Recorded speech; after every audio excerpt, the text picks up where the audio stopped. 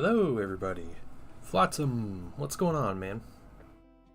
How are you doing today? I hope you're doing really well. I am about to paint a whole bunch of minis. Doing that, and we have Xendraw coming to hang out with us in a little bit, so that is our exciting day.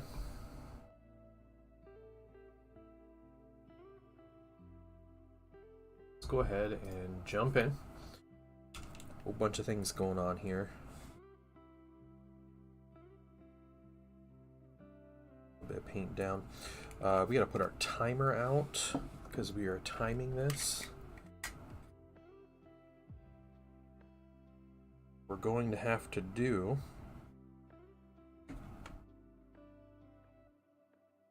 we're gonna have to yeah, you definitely caught me early. Yeah, we're gonna have to start this timer. We're gonna have to reset this timer a couple times probably because it only goes up to 99 minutes and I assume 59 seconds, so we'll be restarting it. But I did some test schemes on 2 minis.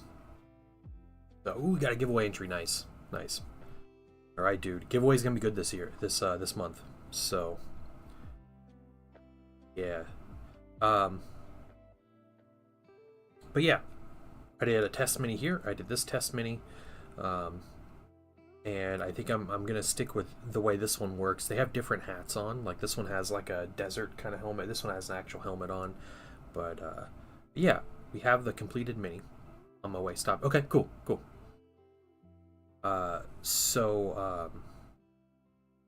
Yeah, got the test minis. So I'm gonna go ahead and paint the rest of them. The first thing we're gonna do is we need to get their face plates. I'm going to use I put a coat of Black Templar on them, so they all have Black Templar on them. I'm going to get some hardened leather speed paint, and I'm going to put that over their faces.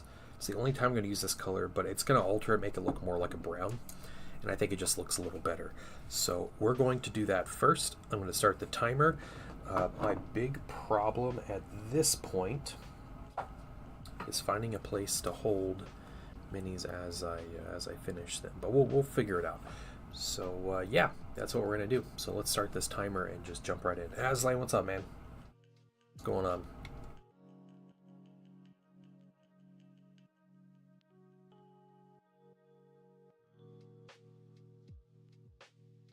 Okay, just like that.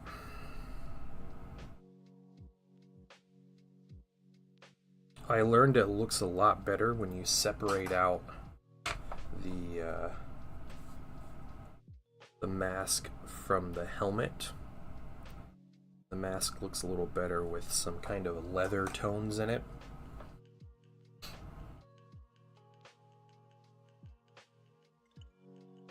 Extra, okay, yeah. No, that's fine. That's fine, Zen, yeah. Not bringing me any extra paint. I don't need the extra color. I was doing my test schemes and was thinking I would need some kind of wash, but turns out it didn't look good with the wash on it, so where we are. Lights are getting faster to paint. That's good. Good. Look, you got your own 100 mini painting challenge. That's too much, though. I have 20 something neophytes. 20, well, a little more than 20, because I have a truck, and I made more neophytes out of the neophytes in the box. But yeah, they took way longer than I thought was necessary to paint.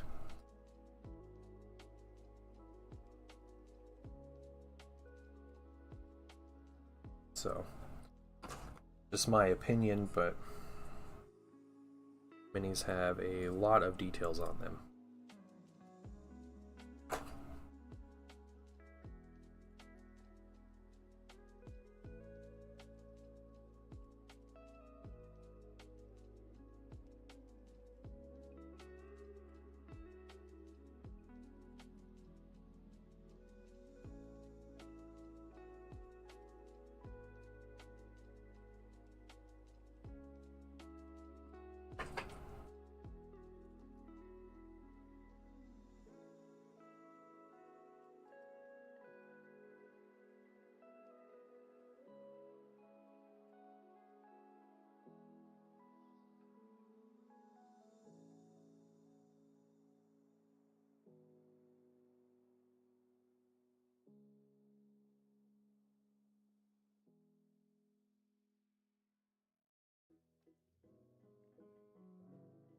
Have their boots. We're gonna do their flak armor is gonna be black.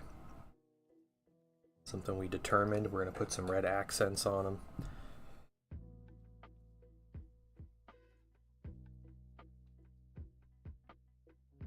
We have some brown. We're gonna use Garagak Sewer, I think, is the contrast color we're going to use, and that'll be on the other little like puttees and gloves and belts. We'll need to do silver and gold for the swords of the different sergeants and commanders. We'll use the hoplite gold.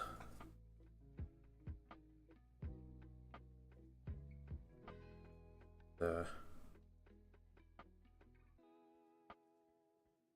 broadsword silver. I think the speed paints will get those out. I don't know if I'll finish these today, but man, I'll get close. I'll get close. We're gonna do the eyes in green, just like the rest of my Thousand Suns and Solar Auxilia.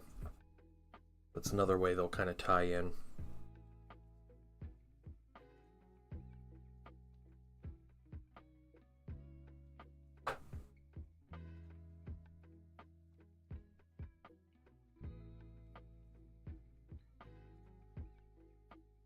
I wish it just had like another arm of my desk that I could put all these minis.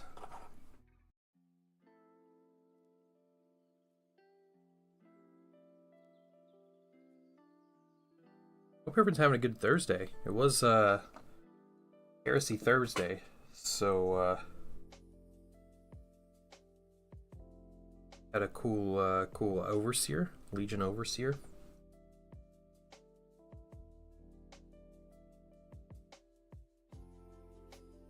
That's a great looking mini. Looks like a really good like Chaplain style mini.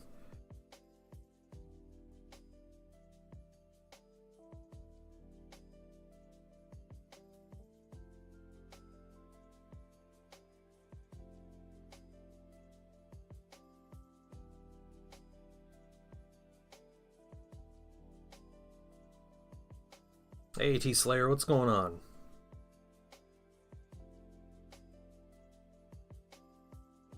We are working on the first 100 militiamen. What we're doing today. We got Xendraw coming to hang out, and we're gonna be chatting about family Christmas traditions. So, you guys have something interesting to share about that. We're gonna be talking about that today.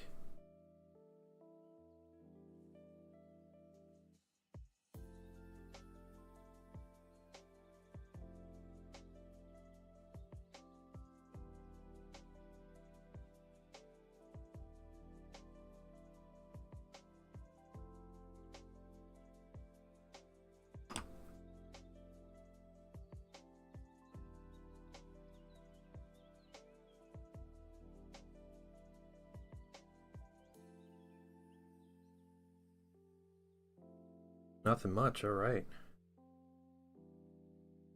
Not so bad.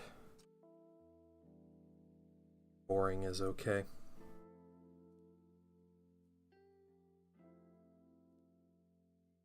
So these. One color. Super quick.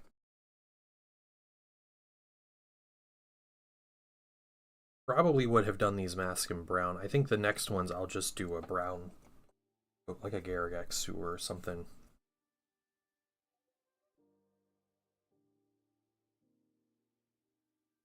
Say that's enough.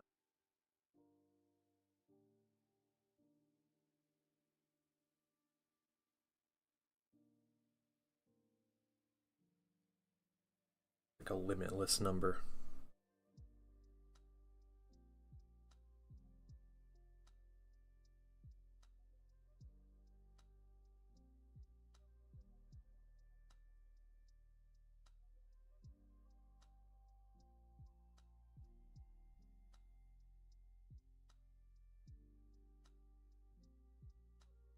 First of all, let me take just a moment to thank you for allowing me back into your home. Mr. Jim Business, welcome. Welcome. What a fantastic name. That's incredible. How you doing, Mr. Jim Business?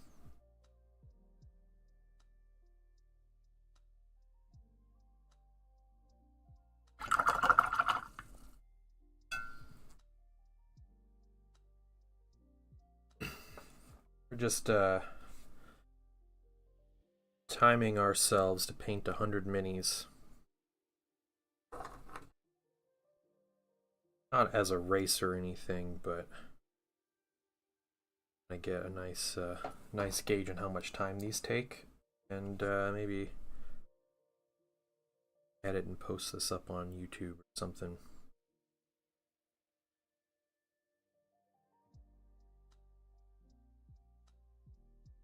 Hey, Isadora, welcome, dude. Thanks for the lurk. Stayed up way too late, yeah.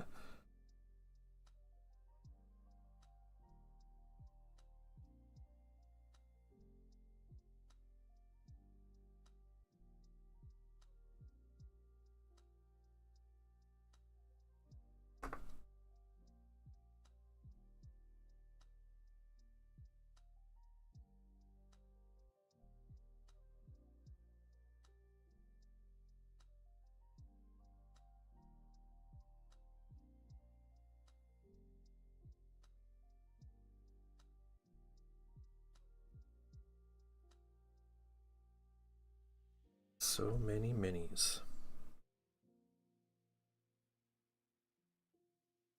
So what I need to do, I think I'm going to go back to Black Templar next. I need to do everything in one step, everything that's left on these minis. The reason I should be doing that instead of cutting these down into like little tiny steps like this is the only place I'm putting this color, so this is fine. But the less I handle each mini, the faster we go. So if I'm constantly taking, you know, the 2-3 seconds to place a mini down, pick up a new mini, and like kind of get orientated, there we go. It's gonna take time. Over 100 minis like that adds up.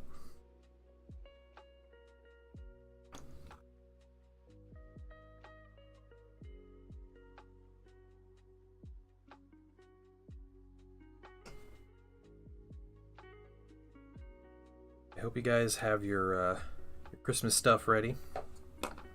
Christmas shopping done. That's what you're doing.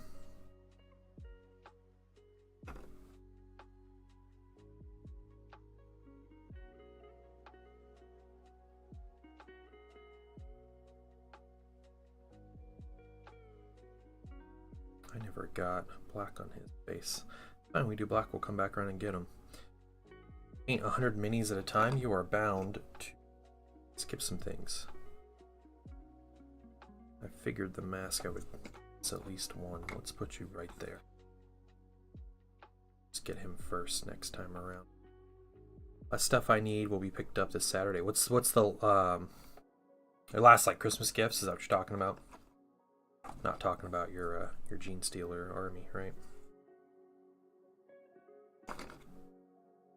Yeah, nice. I saw the Sisters of Battle detachment. I'm not like crazy familiar with Sisters of Battle, but that detachment seemed really bad.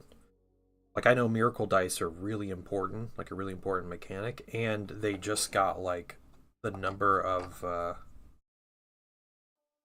dice they get a turn like lowered a whole bunch. So it seems like spending 3 to give a unit like +1 to hit is really not good. Hey, Miar Asnable, welcome. Welcome in. Spell Paint Pot, how you doing, man? Welcome in, guys. We're gonna have Xendraw coming to hang out and stream in a little bit, so if that tickles your fancy, then stick around. On his way over. Know some place person still have spare Space Marine half of Indomitus? That is a great question, and no, I don't. That set was hard to get a hold of in 9th edition. I can't imagine 10th edition. I know if you go on the Games Workshop website, they sell the, like, honored by the chapter or something. They sell the Space Marine half, or at least like all the unique to Indominus half minis. Uh, they sell those as a set. It's a pretty pricey set, but they do sell those minis as a set. So that is definitely something you could look for. Iron Hands Project. Oh, that's cool. All right. What models are these? They look like Talon. These are 3D prints made by a creator called Quartermaster 3D. These are the Trench Devils. And yeah, I'm doing a desert vibe to them. I gave them all the desert helmets. And they are my Imperialis militia that will be supporting my 1,000 Suns and 30k. And maybe eventually I will print out the heavy weapons and the vehicles and stuff to make them into a 40k army. Imperial Guard army. But for now, they're just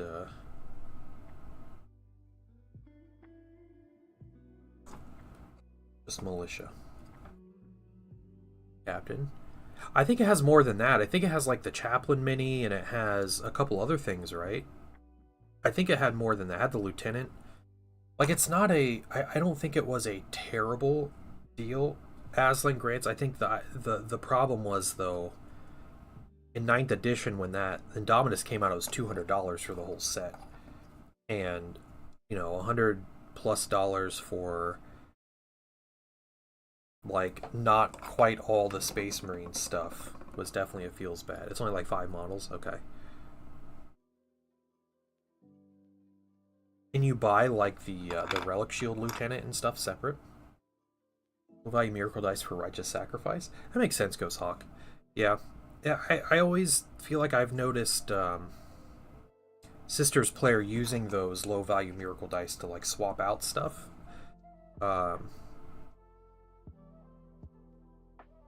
they have a lot of mechanics that are, like, swapping dice, right? Like, use this one and get this one kind of thing. Or at least I thought they did, so... Three Miracle Dice just seems like a big price to pay, even if they are, like, low value.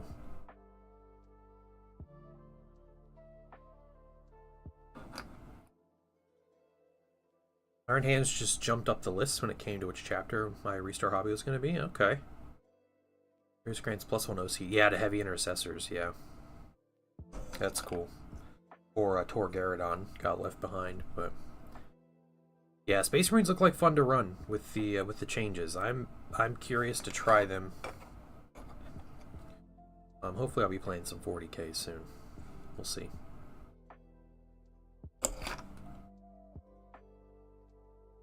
It's up to 3? Oh, okay. So is it for every one that you spend, you pick a unit? Is that what it is? My my early morning just woke up brain reading it. Okay. Well, that's better. That's better. Alright, Prime. Okay. Alright. It's not as awful as I initially thought. Still pretty bad detachment. It might be. I mean, people think that about a lot of the detachments, though, so... We'll see what people come up with. The army I watched the least, yeah. I don't link to it. I'm not clicking links right now. I'm busy timing myself.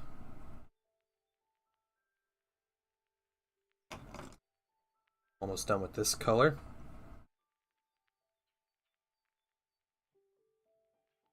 And we're just going to move right on to the next one, which we're going to get Black Templar out.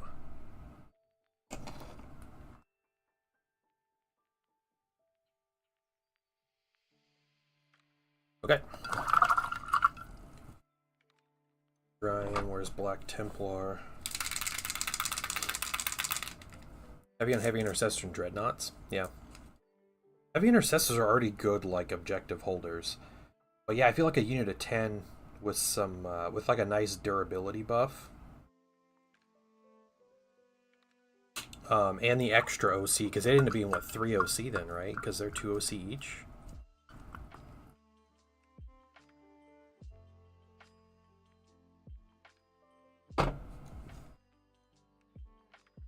Okay.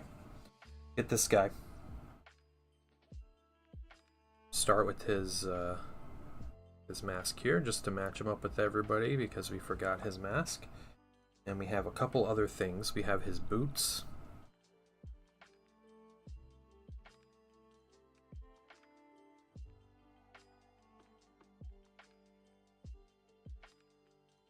They're kind of in the sand, but that's okay. Have plates on his gloves here. And we have his armor from his knee pads.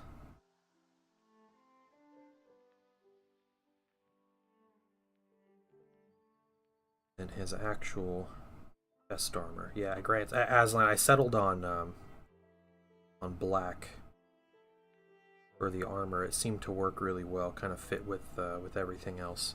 But that is all the black on this mini. That's it. Yep. Get the next one. Some of these guys have real helmets. Some of them just have the like the turban kind of style cover on their helmets. So we just need to watch out for who has what, because the actual helmets will be painted in black.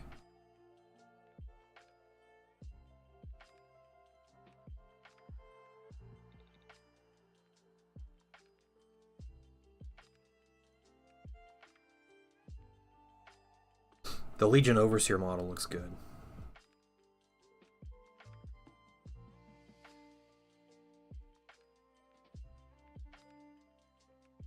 Makes a really good, like, Chaplain mini, right? It's kind of what I thought. That was my first thought, was like, ooh, cool Chaplain.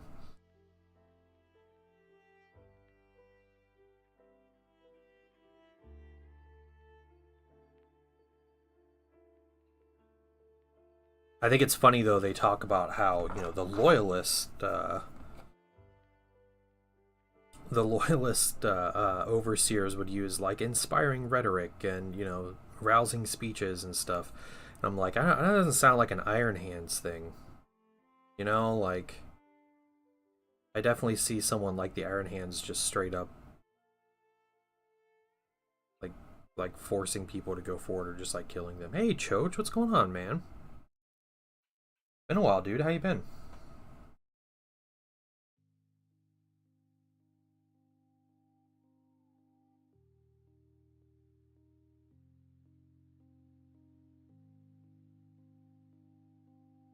More detail, pseudo solar ox. Yeah.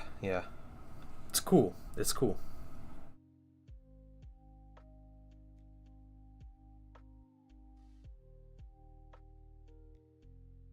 Hopefully next week they'll show the trader one. They didn't say that they were doing Heresy Thursday next week, so I'm assuming they're not, and I think we're all probably right to assume that they won't be.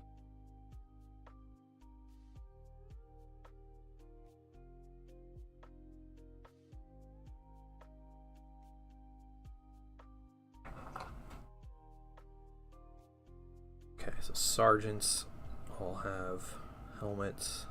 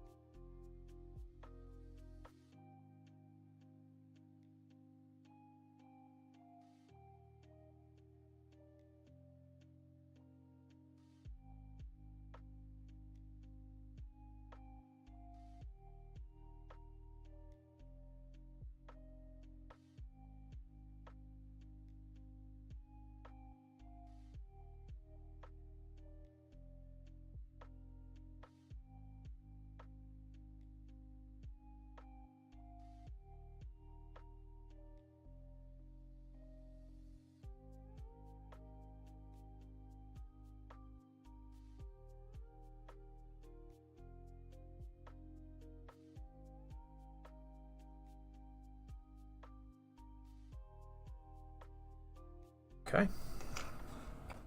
Next. Iron Hands are loyalists, but not that far behind when it comes to... Yeah, the Iron Hands are brutal. They are absolutely brutal to any, like, normal human. That's why I kind of laughed when my first thought was, like, an inspiring speech from an Iron Hand would be like, you're not strong enough, you'll die, it's part of the calculation, but please make it worth your while so we don't call you weak.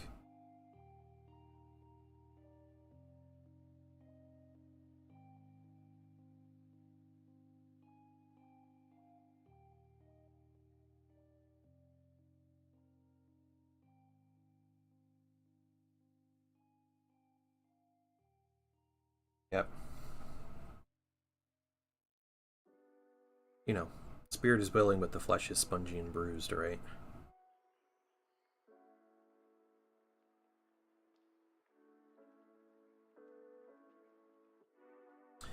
Yeah, I'm doing great, man. Doing great, Choach. Hope you're doing well, too. About to be chilling with Zen today, so... I'm gonna say hi.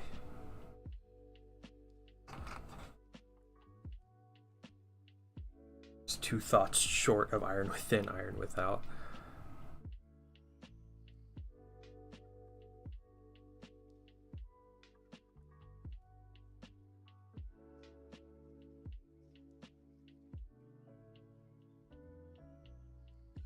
Hey, John Lockridge, what's going on, man? Good morning.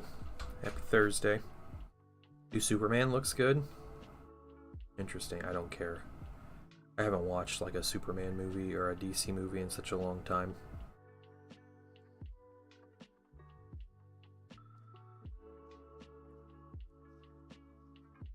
What's going on, Zen? Hey, what's up? You, sir, have a donut waiting for you. Oh, and I stopped by that place today. today? Yeah. So you went out there? Painting wife forgot her lunch. Oh. So okay, I drove okay. it out to her this morning. Yeah. Right after the boy got in the bus. The boy. And so she's right down the street from that place. So is she? Yeah. Oh, I didn't know that. So yeah, I was like, I'm gonna stop there and get some donuts. So I ordered. I told them the donut I wanted wasn't in the display case. So they went back and made it? They went back and made it. Hell yeah. Yeah. So it is like it was still like melty, like the chocolate on top of it and everything. Yeah. So I know it's like a good hour later now at this point, but still, that's fresh. Yeah. It was a good donut. Ooh, you got me a Long John. Yeah, it's the best one. Is it? I think so. I don't know if I've ever had their Long Johns. What? Seriously? Yeah, I don't think I ever had. Oh, okay. No, I have. I have their maple ones. Okay. I'm gonna eat this in a little bit. Sure. New Space Marine vs. Chaos Cultist sequence or trailer? Really? Are you talking about the was it the secret level thing? Second part of that show came out. Oh, did it? Yeah. Anything else good in it? No. Every other one was really bad, except for Concord. Is that the game that was canceled? Yes. Yeah. The Concord one was great. really good. That's funny. The Outer Worlds one was terrible. Oh man, what were the other ones? They're so forgettable. There was one for like a Chinese version of League of Legends. Oh. And it was like... It's like double uninteresting to me. Exactly. And it was very Chinese coded, you know what I mean? Yeah. And like, it was just boring. There was yeah, they were all like really... The Mega Man one was disappointing as hell. Really? Yes. Really? Like AI art? Was that like the whole thing? Just one of them, I thought the Outer Worlds one looked really AI generated. The Mega Man one, allegedly, according to critics, was like the best one. And I watched it, and I was so pissed because it's just his like origin, told in like 3 minutes, and then 2 minutes of him suiting up, and then roll credits. Oh really? That's yeah, all that's it is. That's all it is. Yeah, that's all. That's lame. Mm-hmm. It's just like nostalgia bait, right? Like I don't like even a lot know, of the man. stuff It's like, is. yeah. It's just, yeah. Some of it's to promote new games, right? Like that. There's one called Exodus that's to promote a new game coming out. Yeah. There's the Pac-Man one actually has a game coming out. Oh, does it? Did you see the Pac-Man one? No. I've watched 3 of them in total. That's all. Okay. The Pac-Man one was like very bizarre, but apparently it has a game coming out called Forbidden Labyrinth. Huh. Yeah, it looks really weird. Yeah, I can't imagine a Pac-Man game in the modern era. Like how that It's not even Pac-Man. It's like an alien dude. Oh. And there's like a golden orb that follows him around. That's voiced by the armorer from Mandalorian. Oh, really? Yeah. That's funny. All right. John Lockridge, what's your favorite Christmas traditions then? Stealing toys from local toy drives, eating other families' Christmas feasts? Yeah, a little bit of both. A little bit of both? Yeah. Jeez, man. What do you... John Locke just fucking hates me. Yeah. He just went for the throat right away. Yeah. Just picturing Danny DeVito digging out of the trash can, like the restaurant trash can. Yeah. Cleaning the scraps. Oh no, shit. Zed, whoa! Sorry, man. My man. Fine. One of I don't even know where the hell they fell. Lost it right there on the. I don't have space to put. I was putting things in a box in that chair, but I figured you'd want to sit down today. So yeah, it'd be nice. Yeah. Hey, Big Papa, what's going on, man? Whoa, Big Papa. Yeah, weird. Been a while since I heard that name. I know. Xendraw just wants to be pure. Yep. Yeah. He just wants to be pure. Just crawling out of the couch. Dude. I didn't know that guy. Sit 3 feet back from the desk. We're gonna count these minis. We're gonna make sure we got 100 of them. Yeah. I've done that. I think almost every color I've painted on these. I have missed one. You just dropped another one. I just dropped that one. That like sits in the box, and you want me to open the window? Yeah, please. Okay.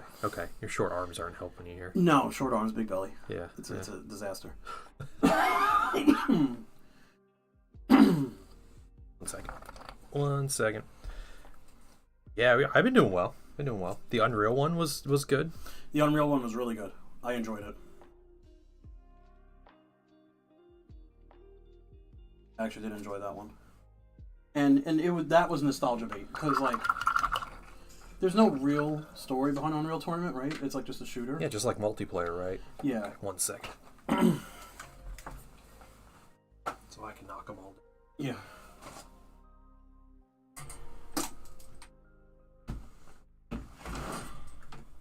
There we go.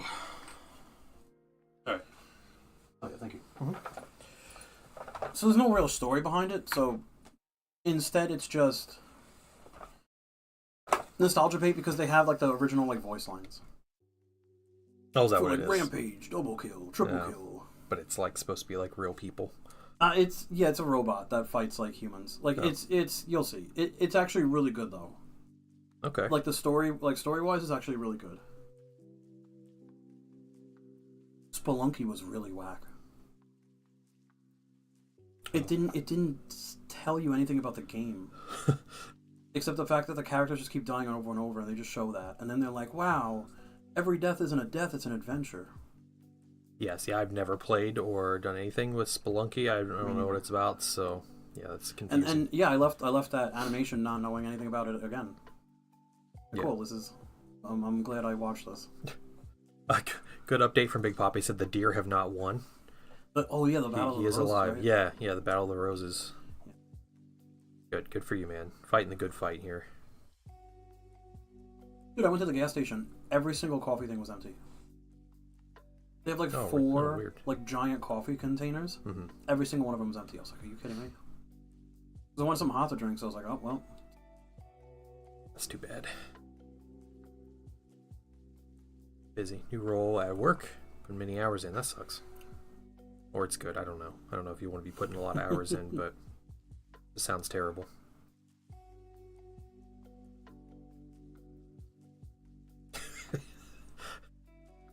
That's the experience when you're painting minis. Just having someone standing over you. Drinking tea and moaning. Yeah. Just Just, You got Gentastic's magical unicorn gloop or whatever? it's Gentastic's Drunken Brush Goop, and yes, I do have that. Is that for you or is that for a giveaway? It's for me. Do you like it? I do. Oh, okay. I don't think it smells as good as some of the other, like the Masters. Yeah, Master smells really nice, but no, it works fine. Oh, yeah.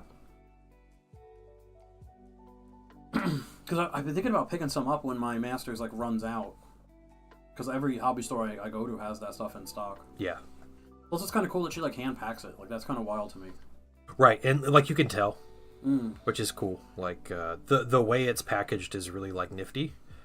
Just because it's, like, it's not like a brick inside the container or whatever. It's, like, actually, like, up against the edges, and it's made to, like, just use it right. Like, oh, wow. I don't know. It's a weird, like, super minor thing, but you can definitely tell it's, like, hand-packed.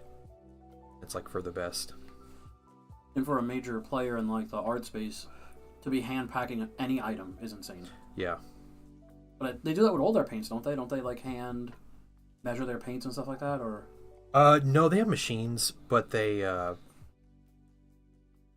it's like a slower process. They like bottle. I think they put all the caps on by hand or something. I think they have they got a new machine that they're like in the process of learning how to use. That was like supposed to make process go a lot faster. So you hear about the problems of Vallejo? Yeah, the strike, the partial strike. Yeah. Oh wow. You know why they're on partial strike? Because the company was bought by a private equity firm. No. And they're in Spain, and people in Spain can strike, and it's all cool. Yeah, it's like a 20% strike or something. Did you get copper pieces for your wet palette? I did. Were you there? I was talking about those. No. So the new local store by us sells products made by a company called Game Envy. Yeah. And they make all these like random hobby product things that you wouldn't like think about. Well, I was there just browsing and I saw this thing, and they're antimicrobial wet palette paperweights. That's insanely cool. So they they weigh your paper down so your paper doesn't curl up, and then they're pure copper, so they're antimicrobial, so they prevent like mold growth and stuff. Right. Like the whole purpose of them. It was really neat. They're like $10. It was worth it to check out. Like just a cool little extra thing. Yeah, impulse buy. Yeah. Yeah, and I was there with my son, so we were just finding random stuff, just browsing around. So I asked you last night like what to get TPS for his for Christmas, because I don't want to come here empty-handed. Right. Which we told him you were coming over. He was super excited. I don't think he has any like thoughts or ideas that you would bring him a gift. No, but I'm not gonna come over here. Yeah, that's totally understandable. I just don't want you to be like free food. Thanks, guys. All right, see ya. Yeah. See you next year. I just don't want you to be like thinking he's expecting something. Of course not. You know, of course so not. like. But he doesn't collect any specific set of Pokemon cards. No, he doesn't know the difference between all the different things. Oh, so he's just like whatever package looks cool. Yeah, he just likes opening packs of cards and seeing what Pokemon he gets. Like that's all he cares about. Okay. He doesn't even watch Pokemon shows. Like. Yeah. Wow. Okay. All right. Yeah. Cool. Yeah. So I'll pick him up a couple packs. Yeah. Hey, Raja, what's up? Hey, Raja. Yeah, give him some cards, or I'm sure they do like little. Like if you want to go above and beyond, you don't have to, but like they have like sets there, like a couple boosters and like a little pog or something in there. Like, like a coin? Yeah. Those packs always are duds. Are they? Mm-hmm. Okay. You don't want to ever get those packs. Okay. Yeah, you want to get loose boosters. Again, Painting Son doesn't know and doesn't care about what's a dud and what isn't. Okay. So, just if you want to make sure he gets the good stuff. Well, I was gonna get him like a couple packs and like go to Dollar Tree and get like a stocking and put it in there. Oh, there you go. Okay, all right. So I don't have to wrap anything. Yeah. That's fine. Check out this BB gun, from Sin. Yeah. What is it, the Red Rider or whatever? Yeah. They sell that gun. I seen it at Walmart. I forgot what I was back there for. I was looking for the tackle box. Yeah. And I was looking at like their BB guns like as I was walking past, and they had that gun, like the Red Rider from like Christmas Story or whatever. Nice. In the original packaging, like they started selling it in the old school packaging again. Oh, that's cool. I had a Red Rider BB gun when I was a kid. That's cool. hurt to get shot. Yeah. Yep. It wouldn't quite draw blood, but it'd stick in your skin. The BB would. It was like enough to.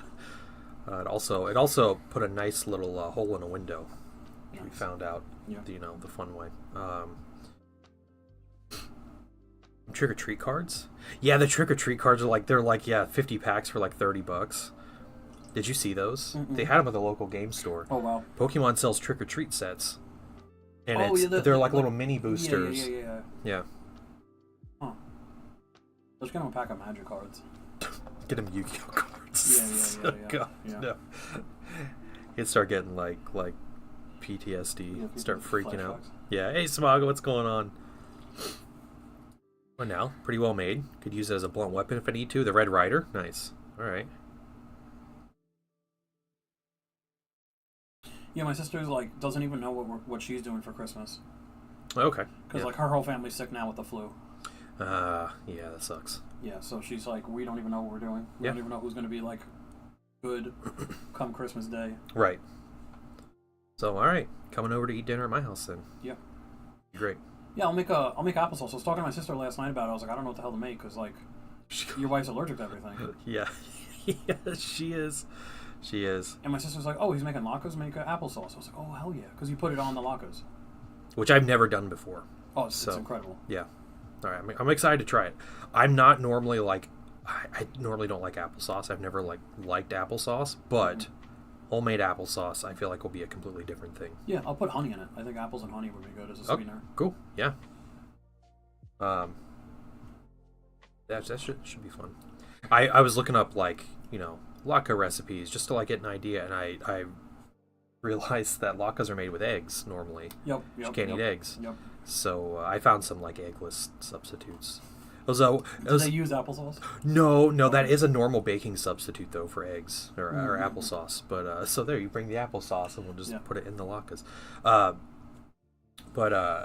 No, it was I found it was a website, it was Jewish cooking or something, and they're like, these are still traditional. I promise, they're still traditional. Yeah. Your grandma's not going to get angry about these, but it's just like flour.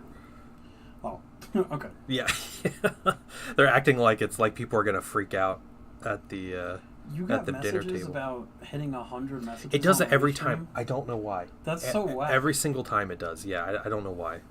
I thought it was somebody messing with you. No. Congratulations, you've reached 100 messages today with Restream chat. Get out of here. Yeah, exactly. Stop wasting my tablet space here. Yeah, potato pancakes and applesauce. Oh, I'm excited. Yep. It'll be, nice with a ham too.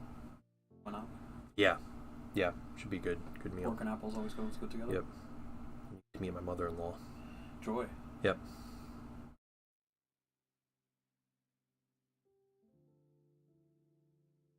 I'm looking forward to it. It's just something for me to do.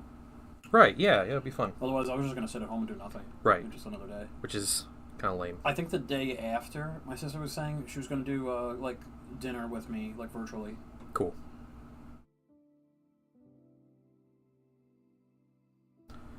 We're just going to start collecting people for our own Christmas dinner at our house. Yeah. That's what we're going to do.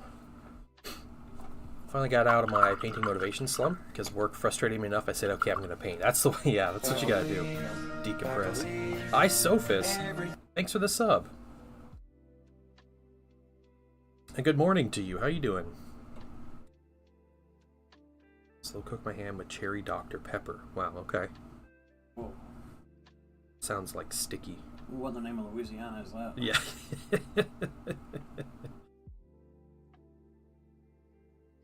Thanks for the sub, though. I appreciate it. I bet it's pretty good, though.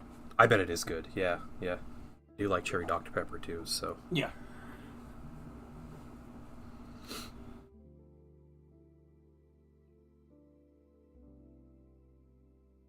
I win Christmas this year? Wait, who won Christmas? Why'd you win Christmas? It's legit fantastic. Welcome in, Archaic Hammer. How did you win Christmas? No. Do you guys normally make applesauce? No. Is that a Christmas dinner thing? No. No. Oh, okay. I was hoping it was some kind of tradition. I know. No, not at all. Okay. No. I've never made applesauce in my life. It's gonna be. Oh, great. Okay. So yeah. Oh, cool. Feel a lot better about this now. My sister's like, oh, you could get her like a vegan chocolate cake. I was like, cool. So I went on like a couple different like websites for like supermarkets in the area, and all of them like have the mix or like have regular cakes. Right. And there was like a vegan bakery, but like I went on their website on my phone and it crashed my phone. And I was like, yeah, I'm just gonna make applesauce. Yeah. There was we found out of someone this lady I went to high school, or not high school, like middle school with or something. Mm-hmm. You know, like I live in a small town, and I moved back to this small town, and all the same people live here. Yeah. So I found out this lady owns a vegan bakery. And I've actually had the cinnamon rolls from this bakery out of a food truck at one point randomly last year. But my wife messaged her, like her website or whatever, and asked if she could make some, like what her ingredients are, because she puts a lot of her ingredients online. Yeah. But she asked her, like, hey, can you make this without, like, these ingredients? Like some of the other things she's allergic to, like cupcakes or whatever. Yeah. And she's like, yeah, sure. She's like, you want to place an order? She's like, well, we can do that. It's like I've made specialty orders before for people, but nice, because she normally does like really crazy cinnamon rolls and stuff, but painting wife can't eat cinnamon, so yeah. So she's allergic to it or sensitive? She's allergic to cinnamon. Okay. She's sensitive to garlic, but yeah, that's the most difficult one, honestly, of everything. But she eats garlic occasionally, so that one's like not so bad.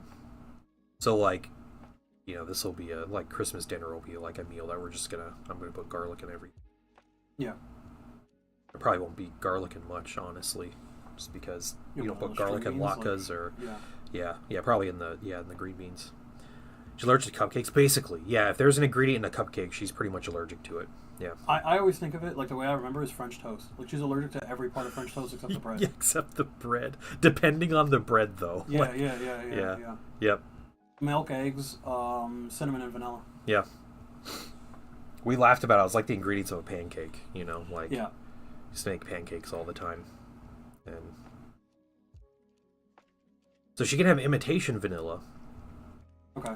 So, you know, we'll bake with, like, the imitation stuff. She just can't have the pure extract. Yeah, can't have pure vanilla. Like real vanilla. She can have the flavor that's extracted from a bee's anus or whatever, but... Or not a beaver's anus, right? Yeah.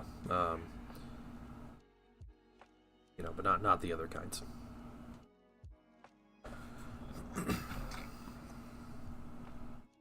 This color's taken a while, but I feel like this color is the longest. And that's what color are you painting? Like this is Black Templar. Okay. Yeah. Because I heard you were talking about another rhyme. Garagax Sewer. Sure. Yep. That'll be the brown, like their puttees and their gloves and belts and stuff. Yeah, that's what you did last night. You sent me look really cool. Yeah. I think we threw Primark off. Vanilla extract. The flavor of artificial vanilla was allegedly, discovered in some kind of gland in a beaver. That the gland resides around the beaver's anus. That is about the most I know about that. I don't know how much truth there is to that. But with where like weird artificial flavors come from, I wouldn't be totally surprised. But I think it's more like the chemical compound, and then people like synthesize it or whatever. Who knows? Maybe they're just harvesting beavers nonstop. There's a beaver farm out there somewhere that's a vanilla extract farm.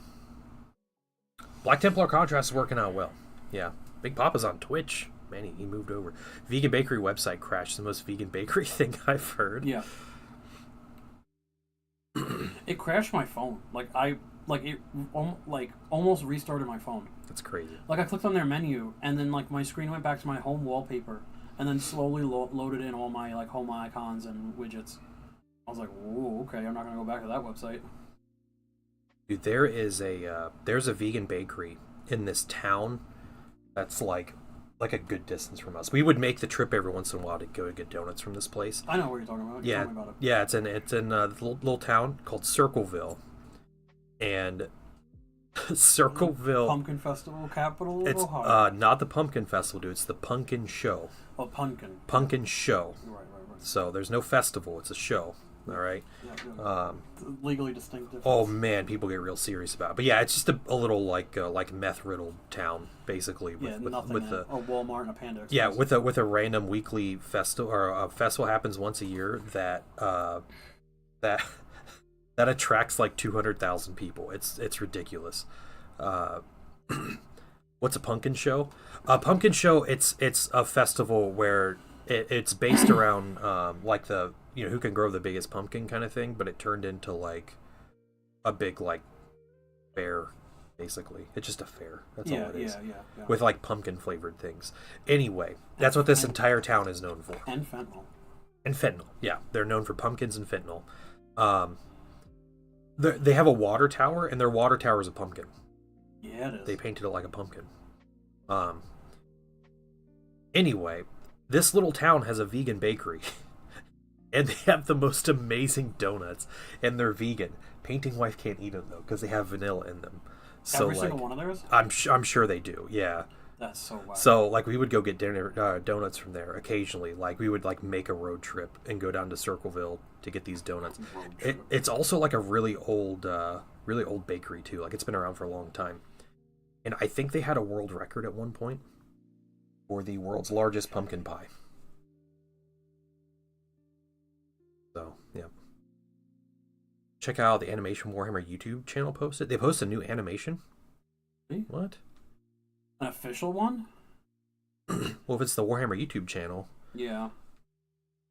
Last Warhammer animation I seen on YouTube was like that Dark Angels Necrons one, and it was pretty rough. That's what I saw was Space King, and it was hilarious. Yeah, that's true. Yeah, Space King's newer. Never want to be negative. Just like does.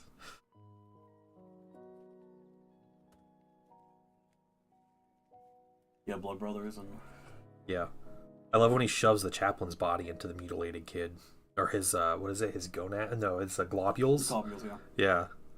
And he, like, he just gets, like, reborn, like, all, yeah, like, mutilated and, like, can't function for himself. It's great. Official one featuring Sororitas. Oh, weren't they making a show with Sororitas? Is this like a preview for the show, or is this like it's an entire thing? Weren't they expanding on that Salamander one? I think that might be what it is. Maybe, I don't know. Watch. Give me a second. All right. Report back. I think I was listening to you stream on the way over here. I think Miracle Dice work very similarly to Fate Dice. It's just the way they're generated are different. Yeah. Yep. You get a lot more Miracle Dice than you do Fate Dice. Well, they just nerfed them with the newest update, though. You Yeah. generate significantly less. That's crazy. Yeah. Because there's, I guess, really strong or something. I don't know. Goes to Link? Yeah, he goes to Link. Now, hold on. This is for their new detachment, or they nerfed it across the board for them? They nerfed it across the board. Wow. And then their new detachment is based on spending those dice to do different things. Not using them to replace dice rolls. That's a whack. Yeah. You still get a lot more. Okay, alright. Yeah, other people know more about Sisters of Battle than I do, so people have been saying that it's not that bad. Like, the detachment's kind of useful, so... Sisters has always been an army that I kind of looked at, and I'm like, this would be kind of cool to collect, but I would feel like a creep. Really? Jeez. I wouldn't. I think they have cool minis. I think so too, yeah. I like their like super church aesthetic. Yeah. I think it's really cool. I also like the fact that they're like all about martyrdom. Yeah, I like the fact that they're probably the most grimdark faction in 40k. Yeah. They have some pretty horrific, like, self-mutilation minis. I'm so good, Aslan, thank you. You want a Sisters army? Do you have a Sisters army too? Oh my gosh. Judith still gives... I don't know. You have 5 free per game, and 1 per turn if a unit dies. Okay. Yeah. Okay. And what you do is, like, I learned this from Bricky. Your combat when the Eldar announcements were made? You haven't seen the Eldar announcement yet, Big Papa? Oh, damn. Yeah. The new Exarch looks... Or the new... Warp Spider? Yeah, the Phoenix Lord. Yeah, the Warp Spider Phoenix Lord looks really good. I really like that mini. 1 per phase if a unit dies? Okay. The thing I learned from Bricky when it comes to, like, Miracle Dice is you roll everything but one dice, like you save it back. Yeah, yeah. And then you're like, oh, okay, I'll use the miracle dice if I have to or whatever. Right. I wouldn't be surprised if they say something about that in the codex. Like about you must declare before you roll dice. Not like a must, but like this is a helpful way of using miracle dice because yeah, they do that with other like kind of fast rolling things. They explain how to do like fast roll ideas. So here's the Is that the one you sent me? the two. I have two of them that I tested out. One of them has brown boots. I was trying a different color brown for the boots. I didn't like it so much, so I stuck with the black boots. Yeah, the black boots are the way to go. Yeah. No, these are sick. The red's gonna be fast but annoying. Yeah, and the red wasn't too bad. Thin brush going perpendicular. It was alright. The Eldar Oak looks good. Yeah. And then the eyes. Yeah, and the eyes. The eyes will be a little time consuming, but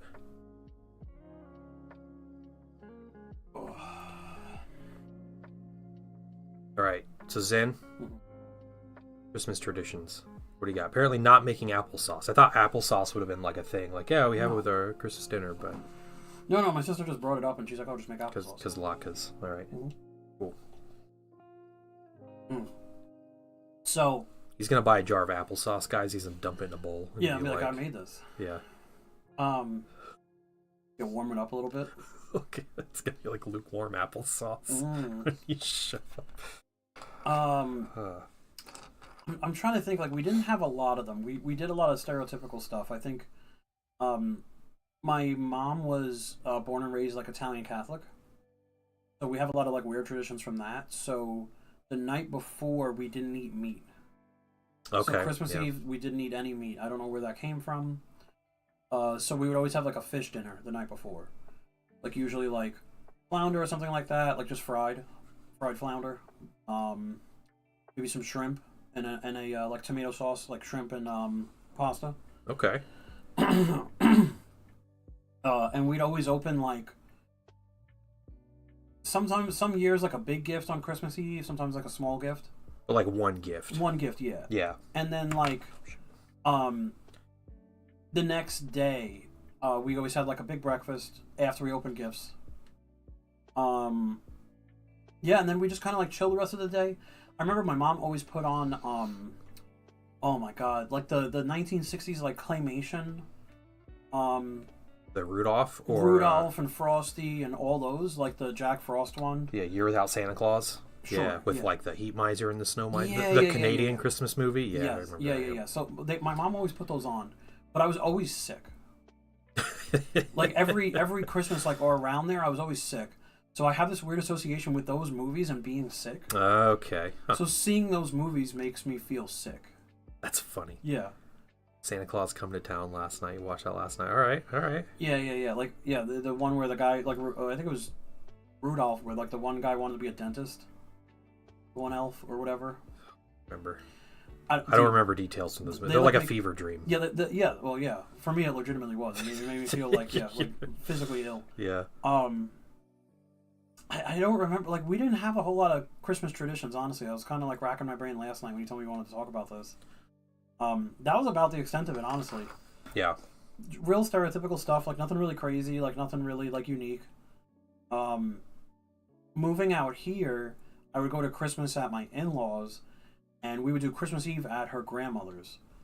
And she has a huge family, and her grandmother does not live in a big house. So we would pack that place out. Yeah. And usually me or my ex were like designated like handing out gifts to people. So it's just us like screaming over people like, this is for Papa. Where's Mama? This is for you. Like, where's Uncle? Give it to him. There he is. Give it. Like, you're just screaming over people because everyone's like talking to each other. Yeah. Yeah, just a madhouse. Just throw on A Christmas Story. Man, Christmas Story is a good movie though. I've never seen that movie. Really? Yeah, I've never. It's a great movie. It's like a very mild comedy. It's not like particularly like funny, like overtly right. funny. It's a family but movie. there's like it's definitely like a family movie. Yeah, well, like a '70s family movie or something. Yeah, '80s movie or something. That's a great movie though. 30 people in a 6-person house. Yeah, exactly. Yeah. Yep. I haven't seen A Christmas Story in years though. Maybe I'll find a way to watch that with my son this year. Yeah, my family's probably pretty similar with Christmas traditions. We didn't do like like Christmas Eve there was like the open one gift kind of thing. And but like Christmas morning it was we get up and we open gifts. It was always very organized. We open gifts like it was like one kid opens one gift at a time, not just like everybody tear into everything. Yeah. And then my mom would usually make a huge breakfast. And that's like our big Christmas meal. A lot of times we'd end up going to family's house on Christmas, so like, we'd do a big meal and like a big thing as a family at home, and then go out and have to put up with all the extended family for the rest of the day. But yeah. Usually my house was like the hub for like people to come to. Oh yeah. Because like I lived with my grandparents in the house above us. Okay, yeah. And my dad was an only child, and my mom had one brother, so like we were a tiny family. Yeah. So usually we'd go upstairs and bring food, or they would come downstairs and eat with us. That's wild to think about, by the way. Like my Midwestern self, everybody has a separate property. Mm-hmm. There were 2 separate homes. The only way to get upstairs was to go outside. Oh, okay. Like there was it wasn't like a 2-story home. It was a 2-family home that was 2 stories. Yeah. So yeah, it was kind of it was kind of nice in that way, and it was kind of sucked in that way. You know what I mean? Like to have like other family like that close. Oh right, yeah. I never liked my extended family. They were all weird. Yeah, my grandparents are super weird, but. Well, it's funny because like in adulthood, like I can't think of the last time I spoke to one of my cousins. There was a cousin through marriage that I have, and it's actually through like my grandma marrying this guy's grandpa. Okay. And we ended up we actually went to college together. Oh. And I can't think I ever met the guy until we went to college. And like we found out we were related. His grandpa was like the coolest dude ever. So he was probably the last extended family of mine that I saw. And the last time I saw him was when his grandpa passed away a couple years ago. And went to his funeral and stuff. But yeah, I could not care any less to see my extended family. They're all kind of trash people. So. That sucks. Yeah.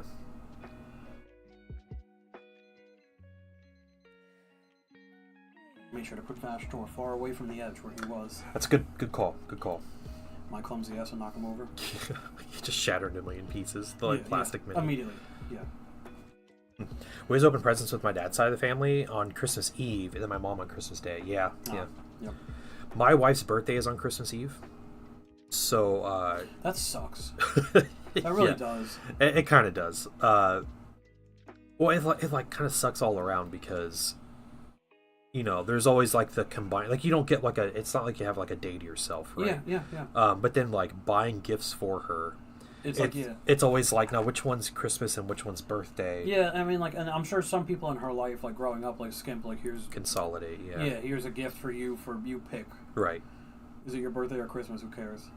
Yeah, but yeah, so in adulthood, what we have done is we go to my wife's family's house on Christmas Eve, and then it's like birthday and Christmas all at once, and then we either stay home and do our own thing, or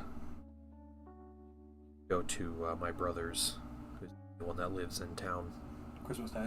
Yeah, Christmas Day, but we're changing it up this year, so. My friend growing up, he's from Brooklyn, lives in Brooklyn, still in Brooklyn. His mom passed away. He lived with her until she passed away like 3 years ago now, I think. Okay. And his birthday is like December 13th. So he's like really torn up around the holidays. Right. So I made it a tradition where I would go over there for the week of Christmas and spend the week with him. And then like Christmas Day, he had somewhere to go, so Christmas Day I would go to my sister's house. Yeah. And like the past two, like this year and last year, I couldn't do it because of money. Right. Yeah, and like this year I couldn't do it because of money. So like next year I'm hoping to re-spark that again. Yeah, that's cool. That'd be a cool thing to do, though. Like, yeah, because like I feel bad for the guy. He's like alone for the holidays. Like I don't like it's a shitty feeling. Like I'm home alone for the holidays, so like I might as well come through. Right. And we'll hang out and like order Chinese food. We'll do the Jewish thing. Yeah. We went and got my family we went to a Chinese restaurant on Thanksgiving one year. Nice. And what's it? I think it was Thanksgiving. Probably and Christmas, wouldn't it be? It may have been Christmas when we went. Yeah. I'm trying to think which one we went, but either way, that's like the Jewish thing to do. Yeah, it was amazing. I think it was like a lot of Jewish people in there. There's only Jewish people in there. I guarantee it. Yeah. And and like our hillbilly selves. It's also the reason why like most movie theaters are open on Christmas Day. It's like for the Jews. Yeah, it's like a release time for movies at this point. Which is really weird. Yeah. Did you see that Red One movie like went to it's already like on DVD and like on streaming? Yeah, it looks stupid anyway. Yeah.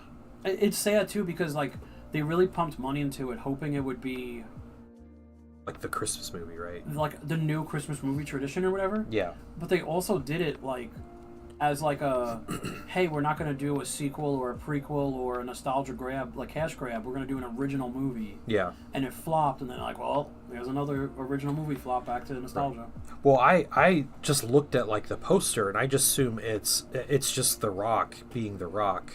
Yeah, it is. And like, if you've seen one movie with Dwayne Johnson in it, you know exactly how the movie's going to go. Did you see him talk about the movie? Like, have you seen any of the press stuff? No, I know absolutely nothing about it except like a poster I saw where I was like, man, that movie does not look like something I want to watch. So he's like, yeah, I went to go see Oppenheimer. He's like, I brought my family with me, and we specifically found the theater that Christopher Nolan watches his movies in. And then he went to the IMAX theater and specifically got the seats that Christopher Nolan sits in. And he watched Oppenheimer in IMAX. And he's like, the movie was incredible. The experience was incredible. And he's like, so I pushed Red 1 to be released in IMAX so people can experience it on that level. What? And he's like, comparing his movie to Oppenheimer? Yeah. This like cash grab holiday movie, yeah. It's weird though because like the last like 2 or 3 years they've been doing these like violent Christmas movies, like these action Christmas movies. They had the one last year with who's that one guy? He played like the cop on Stranger Things. Oh yeah, I know who you're talking about. Yeah, was it like a horror movie though or something? No. It was called Violent Night, but he's like Santa Claus who like kicks ass. Oh okay. And he like saves kids from like a I don't know, not Terrifier 3 or whatever. Yeah, he kicks ass like from like people who are doing like child trafficking or something. Oh, cool. Or like this. No, it wasn't that. It was like this like rich guy owed like the Russian mob money, and like this girl like wrote to Santa to save her. I don't know, some crap. Oh wow, that's so he comes through and he like sharpens candy canes into daggers, like that kind of like tropiness. Yeah, they're doing like Taken, but with a Santa theme on it. Yeah. Taken plus Santa, yeah.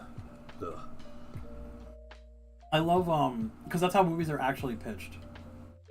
I didn't know that, but like when people make fun of movies, they're like, "Oh, this is just like, The Fault in Our Stars meets Terminator."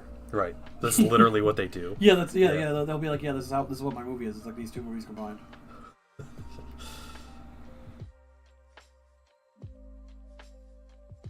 Santa has a Viking warrior who became Claus. Okay. Oh my gosh.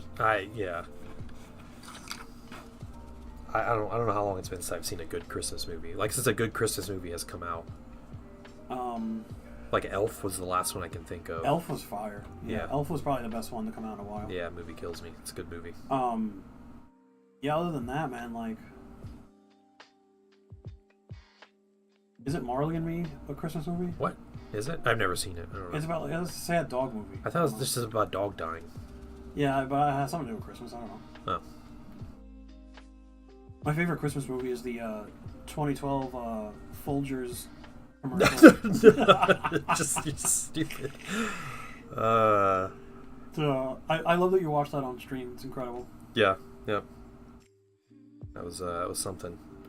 My favorite Christmas movie is the Lord of the Rings trilogy. Die Hard, man. Die Hard's a Christmas movie. No. See, in Lord of the Rings, the Fellowship leaves Rivendell on December 25th. Why? To make it a Christmas movie. Why not, man? Is there some biblical explanation for that, or no? I don't think Tolkien cared so much about the biblical references in Lord of the Rings. That's more of a C.S. Lewis thing. Yeah, fair.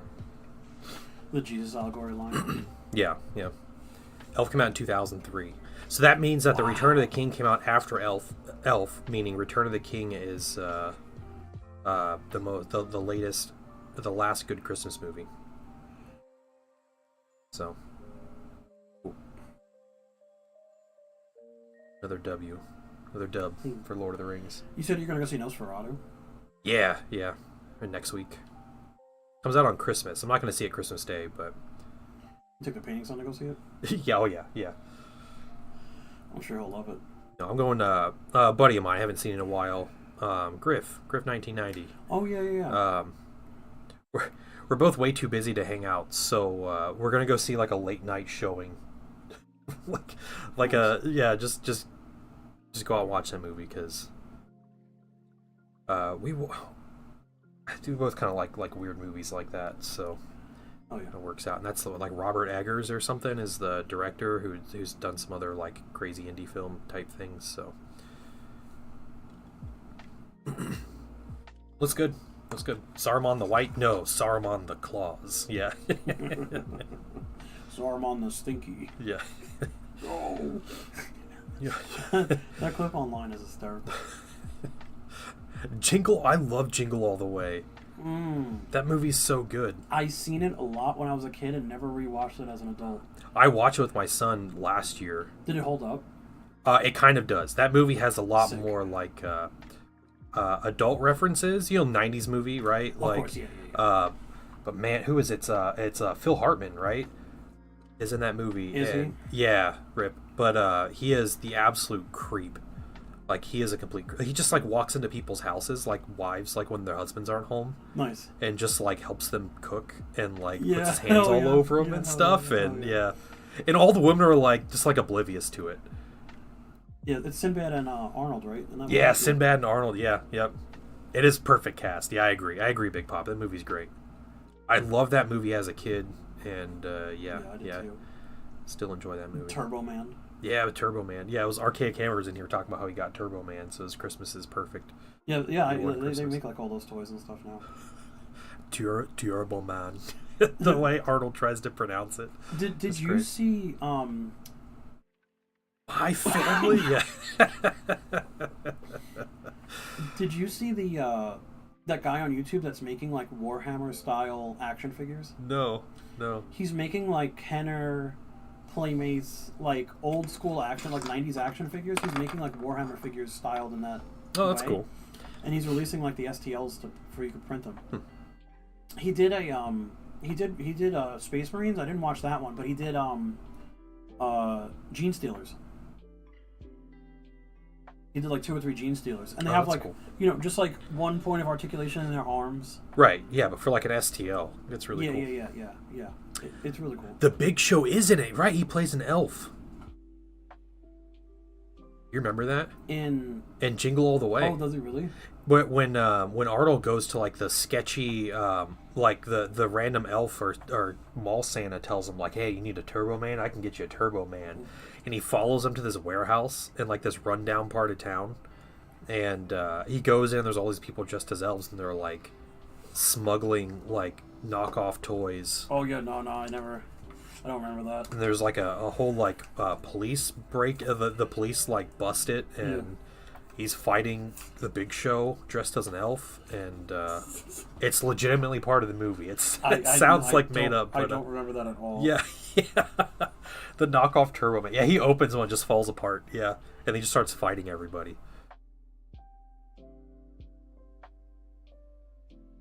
I think Arnold was like, he was like the Rock of his day, right? He's like, Yeah. I just need a fight scene in this movie and I'll be good.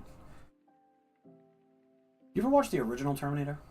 I have never seen the original one. It's such a weird movie because it's so fundamentally different than the second one. Yeah. It is such a weird fucking That's everything I've kind of understood about Terminator. Was the first one is just like it's way different. Yeah. It's an interesting watch nonetheless. But Arnold was better than The Rock. Yeah, I kind of agree. I think I tend to agree. oh, 100%. Because Arnold can do, like comedy. You know, The Rock does comedy, but the problem with The Rock doing comedy, he just acts like The Rock. yeah. Like Arnold Schwarzenegger can't act super well, but he kind of fits in with some things, right? Like, and he can lose a fight. It is. I've been listening to like this clips of this podcast on YouTube lately, and it's like these like 3 New York comedians. I've never really heard of them until I started like listening to this podcast or whatever. But they talk about like older movies and like how weird they are like by today's standards. Yeah. And how like they just don't hold up. And one of the things that they talk about, like how what they do is like they'll get high and they'll watch the trailer for I Am Sam.